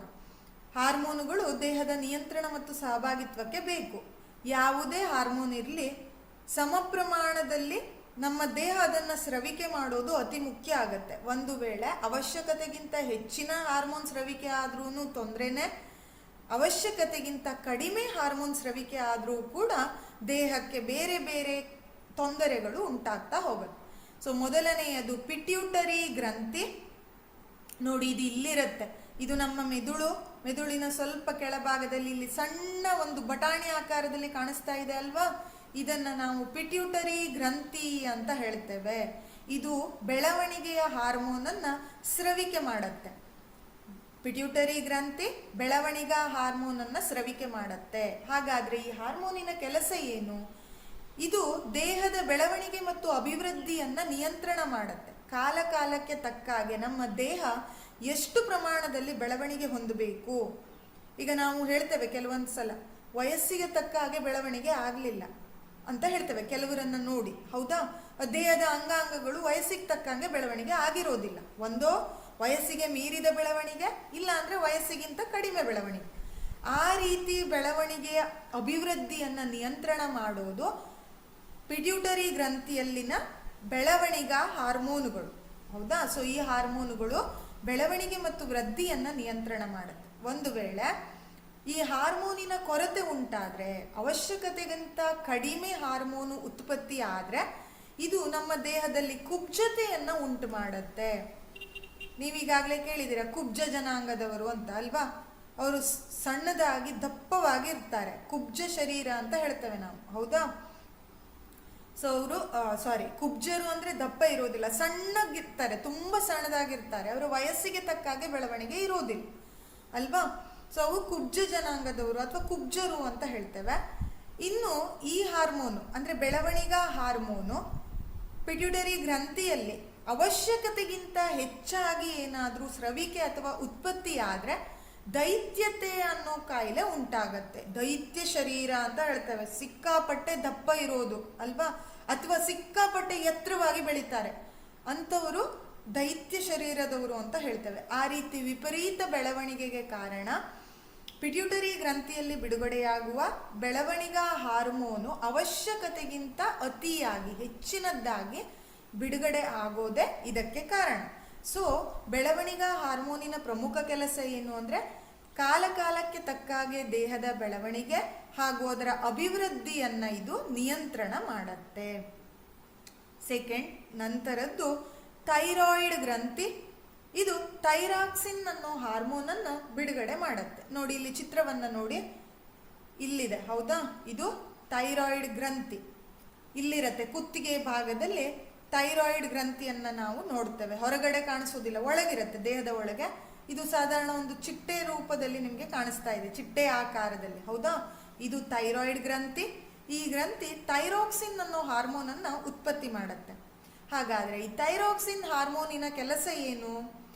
ದೇಹದಲ್ಲಿ ಕಾರ್ಬೋಹೈಡ್ರೇಟ್, ಪ್ರೋಟೀನ್ ಮತ್ತು ಕೊಬ್ಬಿನ ಚಯಾಪಚಯ ಕ್ರಿಯೆಯನ್ನ ಥೈರಾಕ್ಸಿನ್ ಹಾರ್ಮೋನು ನಿಯಂತ್ರಿಸಿ ಬೆಳವಣಿಗೆಗಾಗಿ ಅತ್ಯುತ್ತಮ ಸಮತೋಲನವನ್ನ ನಮಗೆ ಒದಗಿಸಿಕೊಡತ್ತೆ. ಇದು ಮುಖ್ಯ. ಯಾಕೆ ಅಂದ್ರೆ ನಾವು ತಿನ್ನುವ ಆಹಾರದಲ್ಲಿ ಕಾರ್ಬೋಹೈಡ್ರೇಟ್ ಅಂಶ ಇರುತ್ತೆ, ಪ್ರೋಟೀನ್ ಅಂಶ ಇರುತ್ತೆ, ಕೊಬ್ಬಿನ ಅಂಶಗಳಿರುತ್ತೆ. ಸೊ ಅವೆಲ್ಲ ಏನಾಗಬೇಕು? ಜೀರ್ಣ ಆಗಬೇಕು. ಚಯಾಪಚಯ ಅಂದ್ರೆ ಜೀರ್ಣಕ್ರಿಯೆ, ಹೌದಾ. ಜೀರ್ಣ ಆಗಬೇಕು. ಅವುಗಳ ಜೀರ್ಣಕ್ರಿಯೆ ಅಥವಾ ಚಯಾಪಚಯ ಕ್ರಿಯೆಯನ್ನ ಥೈರಾಕ್ಸಿನ್ ಹಾರ್ಮೋನು ನಿಯಂತ್ರಣ ಮಾಡುತ್ತೆ. ಅದಕ್ಕಾಗಿ ಹೇಳ್ತೇವೆ ಥೈರಾಯ್ಡ್ ಪ್ರಾಬ್ಲಮ್ ಇರೋರಿಗೆ ಒಂದೋ ಅವರು ಅತಿಯಾಗಿ ದಪ್ಪ ಆಗ್ತಾರೆ, ಇಲ್ಲ ಅಂದ್ರೆ ಅತಿಯಾಗಿ ಸಣ್ಣದಾಗ್ತಾರೆ. ಕಾರಣ ಇಷ್ಟೇ, ಅವರ ಚಯಾಪಚಯ ಕ್ರಿಯೆ ಸರಿಯಾಗಿ ನಡೆಯದೇ ಇರೋದೇ ಇದಕ್ಕೆ ಕಾರಣ. ಹಾಗೆ ನಡೆಯದೇ ಇರಲಿಕ್ಕೆ ಪ್ರಮುಖ ಕಾರಣ ಏನು ಅಂದ್ರೆ ಅವರ ಬಾಡಿಯಲ್ಲಿ ಅವಶ್ಯಕತೆಗೆ ಬೇಕಾದಷ್ಟು ಥೈರಾಕ್ಸಿನ್ ಹಾರ್ಮೋನು ಬಿಡುಗಡೆ ಆಗೋದಿಲ್ಲ, ಅಥವಾ ಅವಶ್ಯಕತೆಗಿಂತ ಹೆಚ್ಚಿನ ಪ್ರಮಾಣದಲ್ಲಿ ಬಿಡುಗಡೆ ಆಗ್ತಾ ಇರುತ್ತೆ. ಸೊ ಪ್ರಮುಖವಾಗಿ ಥೈರಾಕ್ಸಿನ್ ಹಾರ್ಮೋನಿನ ಕೆಲಸ ಏನು ಅಂದ್ರೆ ಕಾರ್ಬೋಹೈಡ್ರೇಟ್, ಪ್ರೋಟೀನ್ ಹಾಗೆ ಕೊಬ್ಬಿನ ಚಯಾಪಚಯ ಕ್ರಿಯೆಯನ್ನ ಸರಿ ಪ್ರಮಾಣದಲ್ಲಿ ನಿಯಂತ್ರಣ ಮಾಡೋದು. ಥೈರಾಕ್ಸಿನ್ ಸಂಶ್ಲೇಷಣೆ ಆಗಬೇಕು, ಸರಿಯಾಗಿ ದೇಹದಲ್ಲಿ ಥೈರಾಕ್ಸಿನ್ ಹಾರ್ಮೋನ್ ಉತ್ಪತ್ತಿ ಆಗಬೇಕು ಅಂತಂದ್ರೆ ಅಯೋಡಿನ್ ಅಂಶ ಅತ್ಯಗತ್ಯ ಅಂತ ಹೇಳ್ತೇವೆ. ಅಯೋಡಿನ್ ಸಾಧಾರಣವಾಗಿ ಸಮುದ್ರದ ಪದಾರ್ಥಗಳಲ್ಲಿ ಸಿಗುತ್ತೆ, ಅದಕ್ಕಾಗಿ ಅಯೋಡಿನ್ ಯುಕ್ತ ಉಪ್ಪನ್ನೇ ಬಳಸಬೇಕು ಅಂತ ಹೇಳ್ತಾರೆ. ಹೌದಾ, ಪದಾರ್ಥಗಳಿಗೆ ಬಳಸುವ ಉಪ್ಪಿನಲ್ಲಿ ಅಯೋಡಿನ್ ಅಂಶ ಇರಬೇಕು, ಅದಿರೋದು ಇಂಪಾರ್ಟೆಂಟ್. ಯಾಕೆ ಅಂದ್ರೆ ಈ ಥೈರಾಕ್ಸಿನ್ ಅನ್ನೋ ಹಾರ್ಮೋನಿನ ಸಂಶ್ಲೇಷಣೆ ಆಗಬೇಕು ಅಂದ್ರೆ ಅಯೋಡಿನ್ ಅಂಶ ಬೇಕು ದೇಹಕ್ಕೆ. ಹಾಗಾಗಿ ಸೊ ನಮ್ಮ ಆಹಾರದಲ್ಲಿ ಅಯೋಡಿನ್ ಕೊರತೆ ಏನಾದರೂ ಇದ್ರೆ ನಮಗೆ ಗಳಗಂಡ ಅನ್ನೋ ರೋಗ ಬರುತ್ತೆ. ಈ ರೋಗದ ಲಕ್ಷಣ ಏನು ಅಂದ್ರೆ ಕುತ್ತಿಗೆ ಭಾಗ ಊದ್ಕೊಳ್ಳೋದು, ಇಲ್ಲಿ ಕುತ್ತಿಗೆ ಈ ಭಾಗದಲ್ಲಿ ದಪ್ಪ ಆಗತ್ತೆ. ಹೌದಾ, ಅದನ್ನ ಗಳಗಂಡ ರೋಗ ಅಂತ ಕರಿತೇವೆ. ಅದಕ್ಕೆ ಪ್ರಮುಖ ಕಾರಣ ಅಯೋಡಿನ್ನಿನ ಕೊರತೆಯಿಂದಾಗಿ ಅದು ಉಂಟಾಗತ್ತೆ. ಅಯೋಡಿನ್ ಕೊರತೆ ಆದ್ರೆ ಥೈರಾಕ್ಸಿನ್ ಹಾರ್ಮೋನ್ ಲೆವೆಲ್ ಹೆಚ್ಚು ಕಡಿಮೆ ಆಗುತ್ತೆ. ಸೊ ಈ ರೀತಿಯಾಗಿ ಥೈರಾಕ್ಸಿನ್ ಹಾರ್ಮೋನು ನಮ್ಮ ದೇಹದಲ್ಲಿ ಏನ್ ಮಾಡುತ್ತೆ, ಕೆಲಸ ಮಾಡುತ್ತೆ. ನಂತರ ಇನ್ನೊಂದು ಗ್ರಂಥಿ ಅಡ್ರಿನಲ್ ಗ್ರಂಥಿ ಅಂತ ಹೇಳ್ತೇವೆ. ನೋಡಿ ಇಲ್ಲಿದೆ, ಇಲ್ಲಿ ನಮ್ಮ ಮೂತ್ರಜನಕಾಂಗದ ಮೇಲ್ಗಡೆ ಒಂದು ಟೊಪ್ಪಿ ಆಕಾರದಲ್ಲಿ ಕಾಣಿಸ್ತಾ ಇದೆ ಅಲ್ವಾ ಎರಡೂ ಕಡೆ, ಇದನ್ನ ನಾವು ಅಡ್ರಿನಲ್ ಗ್ರಂಥಿಗಳು ಅಂತ ಕರಿತೇವೆ. ಇದು ಅಡ್ರಿನಲೀನ್ ಅನ್ನೋ ಹಾರ್ಮೋನ್ ಅನ್ನ ಬಿಡುಗಡೆ ಮಾಡುತ್ತೆ. ಅಡ್ರಿನಲೀನ್ ಹಾರ್ಮೋನ್ ಏನಿದು ಅಡ್ರಿನಲ್ ಗ್ರಂಥಿ ಅಥವಾ ಅಡ್ರಿನಲಿನ್ ಹಾರ್ಮೋನಿನ ಕೆಲಸ ಏನು ಅಂದ್ರೆ ದೇಹವು ಪರಿಸ್ಥಿತಿಯನ್ನ ಎದುರಿಸೋದಕ್ಕೆ ಸಿದ್ಧ ಆಗುವಾಗ ಇದು ಮಾಡುತ್ತೆ. ಪರಿಸ್ಥಿತಿ ಎದುರಿಸೋದು ಅಂದ್ರೆ ಏನು, ಈಗ ಮನುಷ್ಯರು ಅಂದಮೇಲೆ ಹಲವಾರು ರೀತಿಯ ಭಾವನೆಗಳನ್ನ ನಾವು ವ್ಯಕ್ತಪಡಿಸ್ತೇವೆ. ಕೋಪ ಇರಬಹುದು, ಅಥವಾ ಅಳುವಿನ ಭಾವನೆ ಇರಬಹುದು, ದುಃಖದ ಭಾವನೆ, ಅಥವಾ ಸಿಟ್ಟಿನ ಭಾವನೆಯನ್ನ ತೋರಿಸ್ತೇವೆ, ಅಥವಾ ಹೆದರಿಕೆಯನ್ನ ತೋರಿಸ್ತೇವೆ. ಹೌದಾ, ಆ ಎಲ್ಲ ಭಾವನೆಗಳನ್ನ ಅಥವಾ ಅದನ್ನ ನಾವು ಹೇಗೆ ಎದುರಿಸಬೇಕು ಅನ್ನೋ ಹಾಗೆ ನಮ್ಮನ್ನ ಸಿದ್ಧಪಡಿಸುವ ಹಾರ್ಮೋನು ಅಡ್ರಿನಲೀನ್ ಹಾರ್ಮೋನ್ ಅಂತ ಹೇಳ್ತೇವೆ. ಉದಾಹರಣೆಗೆ, ನೀವು ಎಲ್ಲೋ ಹೋಗ್ತಾ ಇದ್ದೀರಾ, ನಿಮಗೆ ಗ್ರಹಿಕೆನೇ ಇಲ್ಲದೆ ಸಡನ್ ಆಗಿ ಯಾವುದೋ ಒಂದು ಅಪಾಯಕಾರಿ ಪ್ರಾಣಿ, ಉದಾಹರಣೆಗೆ ಹುಲಿನೋ ಸಿಂಹನೋ ಮುಂದೆ ಬಂತು ಅಂತ ಇಟ್ಕೊಳ್ಳಿ, ನಿಮ್ಗೆ ತುಂಬಾ ಹತ್ತಿರದಲ್ಲಿದೆ. ಏನ್ ಮಾಡ್ತೇವೆ ನಾವು? ಫಸ್ಟ್ ಆಫ್ ಆಲ್ ನಮ್ಗೆ ಆ ಕ್ಷಣದಲ್ಲಿ ಭಯ ಆಗತ್ತೆ ಅಲ್ವಾ? ಭಯ ಆಗತ್ತೆ, ಭಯ ಆಗಿದ್ದನ್ನ ಕಣ್ಣು ಗುರುತಿಸುತ್ತೆ, ಹಾಗೆ ಭಯ ಆಗಿ ಹೃದಯದ ಬಡಿತ ಹೆಚ್ಚಾಗತ್ತೆ ಅಲ್ವಾ? ಅದೇ ರೀತಿ ಉಸಿರಾಟದ ಗತಿ ಹೆಚ್ಚಾಗತ್ತೆ, ಅಂದ್ರೆ ವೇಗ ಹೆಚ್ಚು ಕಡಿಮೆ ಆಗತ್ತೆ. ನಂತರ ಅಲ್ಲಿಂದ ಫಸ್ಟ್ ನಾವೇನ್ ಮಾಡ್ತೇವೆ, ಓಡೋದಕ್ಕೆ ಶುರು ಮಾಡ್ತೇವೆ. ಓಡೋದಕ್ಕೆ ಸ್ನಾಯುಗಳ ಚಲನೆ ಬೇಕು. ಹೌದಾ? ಸೊ ಈ ರೀತಿಯಾಗಿ ಆ ಪರಿಸ್ಥಿತಿಯನ್ನ ನಾವು ಯಾವ ರೀತಿ ಎದುರಿಸಬೇಕು, ಹೇಗೆ ಫೇಸ್ ಮಾಡಬೇಕು ಅಂತ ನಮ್ಮ ದೇಹವನ್ನ ಸಿದ್ಧಪಡಿಸೋದು ಅಡ್ರಿನಲೀನ್ ಹಾರ್ಮೋನು. ಇದು ಅಡ್ರಿನಲಿನ್ ನೇರವಾಗಿ ರಕ್ತಕ್ಕೆ ಸ್ರವಿಕೆ ಆದಾಗ ದೇಹದ ವಿವಿಧ ಭಾಗಗಳಿಗೆ ರಕ್ತದ ಮೂಲಕ ಪ್ರಸರಣಗೊಳ್ಳುತ್ತೆ ಅಥವಾ ವಿಸರಣಗೊಳ್ತಾ ಹೋಗುತ್ತೆ. ಹೃದಯ ಮತ್ತು ಇತರೆ ಗುರಿ ಅಂಗಗಳ ಅಂಗಾಂಶದ ಮೇಲೆ ವರ್ತಿಸುತ್ತೆ. ಹಾಗೆ ಹೇಳಿದೆ, ಹೃದಯದ ಬಡಿತ, ಉಸಿರಾಟದ ವೇಗದ ಗತಿ, ಈ ರೀತಿ ಗುರಿ ಅಂಗಾಂಶಗಳ ಮೇಲೆ ಇದು ವರ್ತಿಸುತ್ತೆ. ನಂತರ ಹೃದಯದ ಬಡಿತ ವೇಗವು ಹೆಚ್ಚಾಗಿ ನಮ್ಮ ಸ್ನಾಯುಗಳಿಗೆ ಹೆಚ್ಚು ಆಕ್ಸಿಜನ್ ಅನ್ನ ಪೂರೈಕೆ ಮಾಡುತ್ತೆ. ಅದೇ ಈಗ ಭಯದ ಸನ್ನಿವೇಶವನ್ನ ಹೇಳಿದೆ, ಏನೋ ಒಂದು ನೋಡಿ ಭಯ ಪಟ್ಕೊಳ್ಳ ಅಲ್ಲಿಂದ ಓಡೋದಕ್ಕೆ ನಮ್ಮ ಮೈಂಡ್ ನಮ್ಗೆ ಸೂಚನೆ ಕೊಡುತ್ತೆ. ಓಡಬೇಕು ಅಂದ್ರೆ ಸ್ನಾಯುಗಳು ಕೆಲಸ ಮಾಡಬೇಕು. ಹೌದಾ? ಸೊ ಹೃದಯದ ಬಡಿತದ ವೇಗ ಹೆಚ್ಚಾಗಿ ನಮ್ಮ ಸ್ನಾಯುಗಳಿಗೆ ಆಕ್ಸಿಜನ್ ಪೂರೈಕೆ ಆಗತ್ತೆ ಆ ಟೈಮಲ್ಲಿ. ಈ ರೀತಿಯಾಗಿ ಅಡ್ರಿನಲ್ ಗ್ರಂಥಿ ಅಡ್ರಿನಲಿನ್ ಹಾರ್ಮೋನ್ ಅನ್ನು ಬಿಡುಗಡೆ ಮಾಡೋದಕ್ಕೆ ಬೇರೆ ಬೇರೆ ಸಂದರ್ಭಕ್ಕೆ ತಕ್ಕ ಹಾಗೆ ನಾವು ಯಾವ ರೀತಿ ಪ್ರತಿಕ್ರಿಯೆ ನೀಡಬೇಕು ಅನ್ನೋದನ್ನ ಅದು ನಮಗೆ ಹೇಳ್ಕೊಡುತ್ತೆ. ನಂತರ ಜೀರ್ಣಾಂಗ ವ್ಯೂಹ ಮತ್ತು ಚರ್ಮದಲ್ಲಿನ ಸಣ್ಣ ಅಪಧಮನಿಗಳ ಸುತ್ತ ಇರುವ ಸ್ನಾಯುಗಳ ಸಂಕುಚನೆಯಿಂದ ಈ ಅಂಗಾಂಶಗಳಿಗೆ ಹರಿಯುವ ರಕ್ತ ಕಡಿಮೆ ಆಗತ್ತೆ. ಇದು ನಮ್ಮ ಅಸ್ಥಿಪಂಜರದ ಸ್ನಾಯುಗಳಿಗೆ ರಕ್ತದ ಹರಿಯುವಿಕೆಯನ್ನ ತಿರುಗಿಸುತ್ತೆ. ಹಾಗೆ ಪಕ್ಕೆಲುಬು ಸ್ನಾಯು ಮತ್ತು ಒಪೆಯ ಸಂಕುಚನದಿಂದ ಉಸಿರಾಟದ ಗತಿ ಹೆಚ್ಚಾಗತ್ತ. ಈ ಎಲ್ಲ ಕ್ರಿಯೆಗಳು ಒಟ್ಟಾಗಿ ಪ್ರಾಣಿ ದೇಹ ಒಂದು ಪರಿಸ್ಥಿತಿಯನ್ನ ಯಾವ ರೀತಿ ಎದುರಿಸೋದಿಕ್ಕೆ ಸಿದ್ಧ ಆಗಬೇಕು ಅನ್ನೋದನ್ನ ನಮಗೆ ಅಡ್ರಿನಲಿನ್ ಹಾರ್ಮೋನು ನಮ್ಮ ದೇಹವನ್ನ ಸಿದ್ಧಗೊಳಿಸುತ್ತೆ. ಈ ರೀತಿಯಾಗಿ ಅಡ್ರಿನಲಿನ್ ಹಾರ್ಮೋನು ಕೆಲಸ ಮಾಡುತ್ತೆ. ನಂತರ 4ನೆಯ ಹಾರ್ಮೋನು ಮೇದೋಜೀರಕ ಗ್ರಂಥಿಯಲ್ಲಿ ಬಿಡುಗಡೆಯಾಗುವಂತಹ ಇನ್ಸುಲಿನ್ ಹಾರ್ಮೋನು ಅಂತ ಹೇಳ್ತೇವೆ. ಮೇದೋಜೀರಕ ಗ್ರಂಥಿ ಇದು ಇಲ್ಲಿದೆ, ಹೌದಾ? ನೋಡಿ, ಇದು ಮೇದೋಜೀರಕ ಗ್ರಂಥಿ. ಇದೇನ್ ಮಾಡತ್ತೆ ಅಂದ್ರೆ ಇನ್ಸುಲಿನ್ ಅನ್ನೋ ಹಾರ್ಮೋನ್ ಅನ್ನ ಬಿಡುಗಡೆ ಮಾಡತ್ತೆ. ಇನ್ಸುಲಿನ್ ನಮ್ಮ ದೇಹಕ್ಕೆ ಅತಿ ಅವಶ್ಯಕ. ಯಾಕೆ ಅಂದ್ರೆ ನಾವು ಯಾವುದೇ ಆಹಾರವನ್ನ ತಿಂದ್ರೂ ಕೂಡ ಆ ಆಹಾರ ಒಳಗಡೆ ಹೋಗಿ ಜೀರ್ಣ ಆಗತ್ತೆ. ಜೀರ್ಣ ಆಗಿ ಗ್ಲೂಕೋಸ್ ರೂಪದಲ್ಲಿ ಇರುತ್ತೆ, ಹೌದಾ?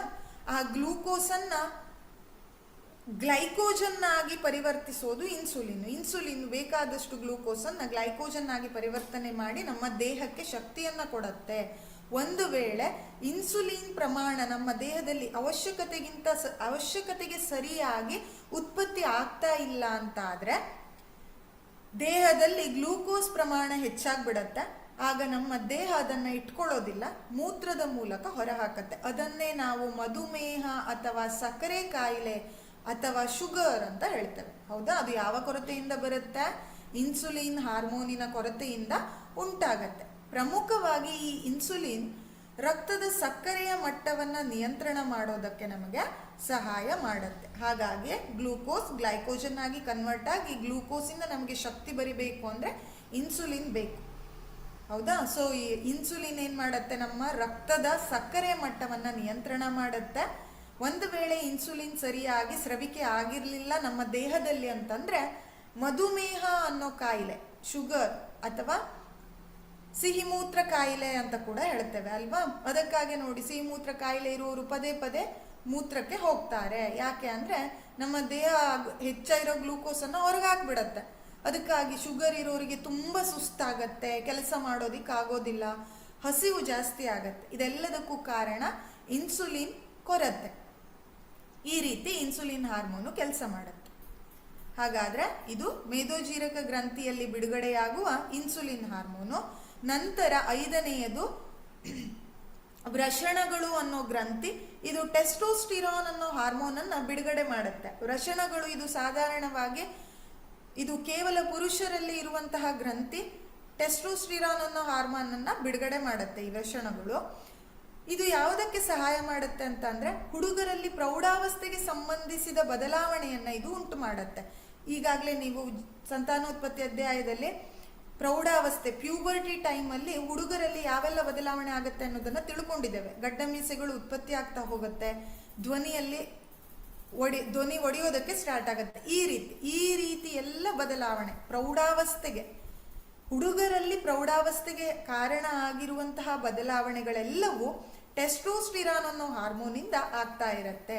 ಸೊ ಇದು ಹುಡುಗರಲ್ಲಿ ಪ್ರೌಢಾವಸ್ಥೆಗೆ ಸಂಬಂಧಿಸಿದ ಬದಲಾವಣೆಯನ್ನ ಉಂಟು ಮಾಡುತ್ತೆ. ನಂತರ ಕೊನೆಯದು ಅಂಡಾಶಯಗಳು. ಇದು ಗ್ರಂಥಿ. ಇದೇನ್ ಮಾಡುತ್ತೆ ಅಂದ್ರೆ ಈಸ್ಟ್ರೋಜನ್ ಅನ್ನೋ ಹಾರ್ಮೋನ್ ಅನ್ನ ಬಿಡುಗಡೆ ಮಾಡುತ್ತೆ. ನೋಡಿ, ಇದು ಅಂಡಾಶಯ. ಇದ್ರ ಬಗ್ಗೆ ಕೂಡ ನಾವು ಸಾಕಷ್ಟು ಕಲ್ತಿದ್ದೇವೆ ಸಂತಾನೋತ್ಪತ್ತಿ ಅಧ್ಯಾಯದಲ್ಲಿ. ಅಂಡಗಳು ಬಿಡುಗಡೆ ಆಗ್ತಾ ಹೋಗುತ್ತೆ ಪ್ರತಿ ತಿಂಗಳು, ಹೌದಾ? ಸೊ ಅವುಗಳು ಅಂಡಾಶಯಗಳು ಏನ್ ಮಾಡತ್ತೆ? ಈಸ್ಟ್ರೋಜನ್ ಅನ್ನೋ ಹಾರ್ಮೋನ್ ಅನ್ನ ಬಿಡುಗಡೆ ಮಾಡ್ತಾ ಇರತ್ತೆ. ಇದು ಕೇವಲ ಹುಡುಗಿಯರಲ್ಲಿ, ಅಂಡಾಶಯಗಳು ಹುಡುಗಿಯರಲ್ಲಿ ಮಾತ್ರ, ಅಂದ್ರೆ ಮಹಿಳೆಯರ ದೇಹದಲ್ಲಿ ಕಾಣಿಸಿಕೊಳ್ಳುವಂತಹ ಗ್ರಂಥಿ. ಹುಡುಗಿಯರಿಗೆ ಸಂಬಂಧಪಟ್ಟ ಬದಲಾವಣೆಯನ್ನು ಇದು ಉಂಟು ಮಾಡುತ್ತೆ. ಹುಡುಗಿಯರಲ್ಲಿ ಪ್ರೌಢಾವಸ್ಥೆಗೆ ಸಂಬಂಧಿಸಿದ ಬದಲಾವಣೆಯನ್ನ ಉಂಟು ಮಾಡುತ್ತೆ. ಹಾಗೆ ಪ್ರಮುಖವಾಗಿ ಋತುಚಕ್ರವನ್ನ ನಿಯಂತ್ರಣ ಮಾಡುತ್ತೆ, ಹೌದಾ? ಈಗ ಋತುಚಕ್ರ ಅಂದ್ರೆ ಏನು, ಅದು ಹೇಗಾಗತ್ತೆ ಅನ್ನೋದನ್ನೆಲ್ಲ ಈಗಾಗಲೇ ಕಲ್ತ್ಕೊಂಡಿದ್ದೇವೆ ನಾವು. ಇದರ ನಿಯಂತ್ರಣ ಮಾಡೋದು ಈಸ್ಟ್ರೋಜನ್ ಅನ್ನೋ ಹಾರ್ಮೋನು. ಹಾಗೆ ಅದರ ಜೊತೆಗೆ ಹುಡುಗಿಯರಲ್ಲಿ ಪ್ರೌಢಾವಸ್ಥೆಗೆ ಸರಿಯಾಗಿ ಯಾವ ತರಹದ ಬದಲಾವಣೆಗಳು ಉಂಟಾಗಬೇಕೋ ಆ ಬದಲಾವಣೆಗಳನ್ನೆಲ್ಲ ಈ ಈಸ್ಟ್ರೋಜನ್ ಅನ್ನೋ ಹಾರ್ಮೋನು ಮಾಡುತ್ತೆ. ಇದಿಷ್ಟು ಪ್ರಾಣಿಗಳಲ್ಲಿನ ಹಾರ್ಮೋನ್ಗಳು. ಈಗ ನಾವು ಪ್ರಾಣಿಗಳಲ್ಲಿ ಯಾವ್ಯಾವ ಗ್ರಂಥಿ ಇದೆ, ಯಾವ್ಯಾವ ಹಾರ್ಮೋನ್ ಸ್ರವಿಕೆ ಆಗುತ್ತೆ ಅನ್ನೋದನ್ನ ತಿಳ್ಕೊಂಡ್ವಿ. ಅದನ್ನ ಇನ್ನೊಂದ್ಸಲ ನೋಡ್ಬಿಡೋಣ, ಅಲ್ಲಿಗೆ ಈ ಅಧ್ಯಾಯ ಮುಗಿಯುತ್ತೆ. ಸೊ ಈ ಅಧ್ಯಾಯದಲ್ಲಿ ಇದಿಷ್ಟನ್ನ ನಾವು ಕಲ್ತ್ಕೊಂಡಿದ್ದೇವೆ. ಪ್ರಮುಖವಾಗಿ ಪಿಟ್ಯೂಟರಿ ಗ್ರಂಥಿ. ಇದೇನ್ ಮಾಡುತ್ತೆ ಅಂದ್ರೆ ಬೆಳವಣಿಗೆ ಹಾರ್ಮೋನ್ ಅನ್ನ ಉತ್ಪತ್ತಿ ಮಾಡುತ್ತೆ. ಸೊ ಇದು ದೇಹದ ಬೆಳವಣಿಗೆಯ ನಿಯಂತ್ರಣ ಮಾಡೋದು ಬೆಳವಣಿಗೆ ಹಾರ್ಮೋನಿನ ಕೆಲಸ. ಇದೇನಾದ್ರೂ ಕೊರತೆ ಆದ್ರೆ ಕುಬ್ಜತೆ ಅಂದ್ರೆ ಕುಂಠಿತ ಬೆಳವಣಿಗೆ, ವಯಸ್ಸಿಗೆ ತಕ್ಕಾಗೆ ಬೆಳವಣಿಗೆ ಇರೋದಿಲ್ಲ, ಆ ರೀತಿ ಆಗತ್ತೆ. ಒಂದು ವೇಳೆ ಬೆಳವಣಿಗೆ ಹಾರ್ಮೋನು ಅಧಿಕ ಅವಶ್ಯಕತೆಗಿಂತ ಹೆಚ್ಚಾಗಿ ಉತ್ಪತ್ತಿ ಆದ್ರೆ ದೈತ್ಯತೆ ಅನ್ನೋ ಕೊರತೆ ಉಂಟಾಗತ್ತೆ. ದೈತ್ಯತೆ ಅಂದ್ರೆ ಏನು? ಮಿತಿ ಮೀರಿದ ಅವಶ್ಯಕತೆಗಿಂತ ಹೆಚ್ಚಿನ ಬೆಳವಣಿಗೆ ಆಗೋದು. ನಂತರದಲ್ಲಿ ಬರೋದು ಥೈರಾಯ್ಡ್ ಗ್ರಂಥಿ. ಇದು ಥೈರಾಕ್ಸಿನ್ ಅನ್ನೋ ಹಾರ್ಮೋನ್ ಅನ್ನ ಬಿಡುಗಡೆ ಮಾಡುತ್ತೆ. ಈ ಹಾರ್ಮೋನಿನ ಕೆಲಸ ಏನು ಅಂದ್ರೆ ಚಯಾಪಚಯ ಕ್ರಿಯೆಯನ್ನ ನಿಯಂತ್ರಣ ಮಾಡೋದು. ನಾವು ತಗೊಳ್ಳೋ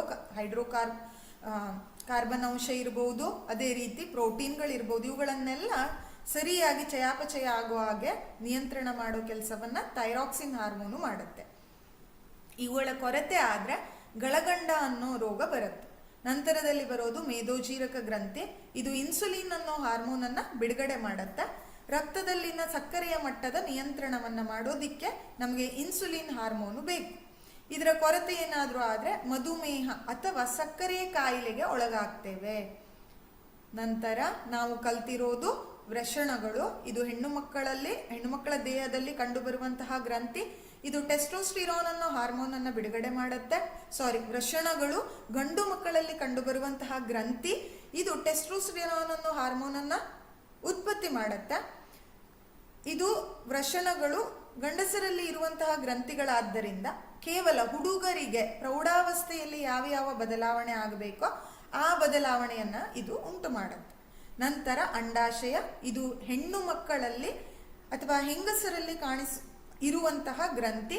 ಇದು ಈಸ್ಟ್ರೋಜನ್ ಅನ್ನೋ ಹಾರ್ಮೋನ್ ಅನ್ನ ಬಿಡುಗಡೆ ಮಾಡುತ್ತೆ. ಸೊ ಕಾಲಕ್ಕೆ ತಕ್ಕಾಗೆ ಹುಡುಗಿಯರಲ್ಲಿ ಪ್ರೌಢಾವಸ್ಥೆಗೆ ಯಾವ ಬದಲಾವಣೆ ಆಗಬೇಕು ಶರೀರದಲ್ಲಿ, ಆ ಎಲ್ಲ ಬದಲಾವಣೆಗೆ ಸಂಬಂಧಿಸಿದ ಬೆಳವಣಿಗೆಯನ್ನ ಈಸ್ಟ್ರೋಜನ್ ಅನ್ನೋ ಹಾರ್ಮೋನು ಉಂಟು ಮಾಡುತ್ತೆ. ಪ್ರಮುಖವಾಗಿ ಋತುಚಕ್ರದ ನಿಯಂತ್ರಣ. ನಂತರ ಅಡ್ರಿನಲ್ ಗ್ರಂಥಿ. ಇದು ಅಡ್ರಿನಾಲಿನ್ ಅನ್ನೋ ಹಾರ್ಮೋನ್ ಅನ್ನ ಬಿಡುಗಡೆ ಮಾಡುತ್ತೆ. ದೇಹವು ಪರಿಸ್ಥಿತಿಯನ್ನ ಎದುರಿಸಲು ಸಿದ್ಧ ಆಗುವ ಹಾಗೆ ಈ ಹಾರ್ಮೋನು ನಮಗೆ ಸಹಾಯ ಮಾಡುತ್ತೆ. ಈ ರೀತಿಯಾಗಿ ನಾವು ಬೇರೆ ಬೇರೆ ಗ್ರಂಥಿ ಹಾಗೂ ಅವುಗಳ ಹಾರ್ಮೋನ್ ಸ್ರವಿಕೆಯನ್ನ ತಿಳ್ಕೊಂಡಿದ್ದೇವೆ. ಇಲ್ಲಿಗೆ ಈ ಅಧ್ಯಾಯ ಮುಗಿಯುತ್ತೆ. ಸೊ ಈ ಅಧ್ಯಾಯದಲ್ಲಿ ಹಲವಾರು ಮುಖ್ಯ ಅಂಶಗಳನ್ನ ಕಲ್ತ್ಕೊಂಡಿದ್ದೇವೆ. ಇವುಗಳನ್ನೆಲ್ಲ ಸರಿಯಾಗಿ ಸ್ಟಡಿ ಮಾಡಿಕೊಂಡು ಎಕ್ಸಾಮ್ ಅನ್ನ ಬರೀಬೇಕು. ಆಯ್ತಾ? ಸೊ ಇಲ್ಲಿಗೆ ನಿಯಂತ್ರಣ ಮತ್ತು ಸಹಭಾಗಿತ್ವ ಅಧ್ಯಾಯ ಮುಗಿಯುತ್ತೆ.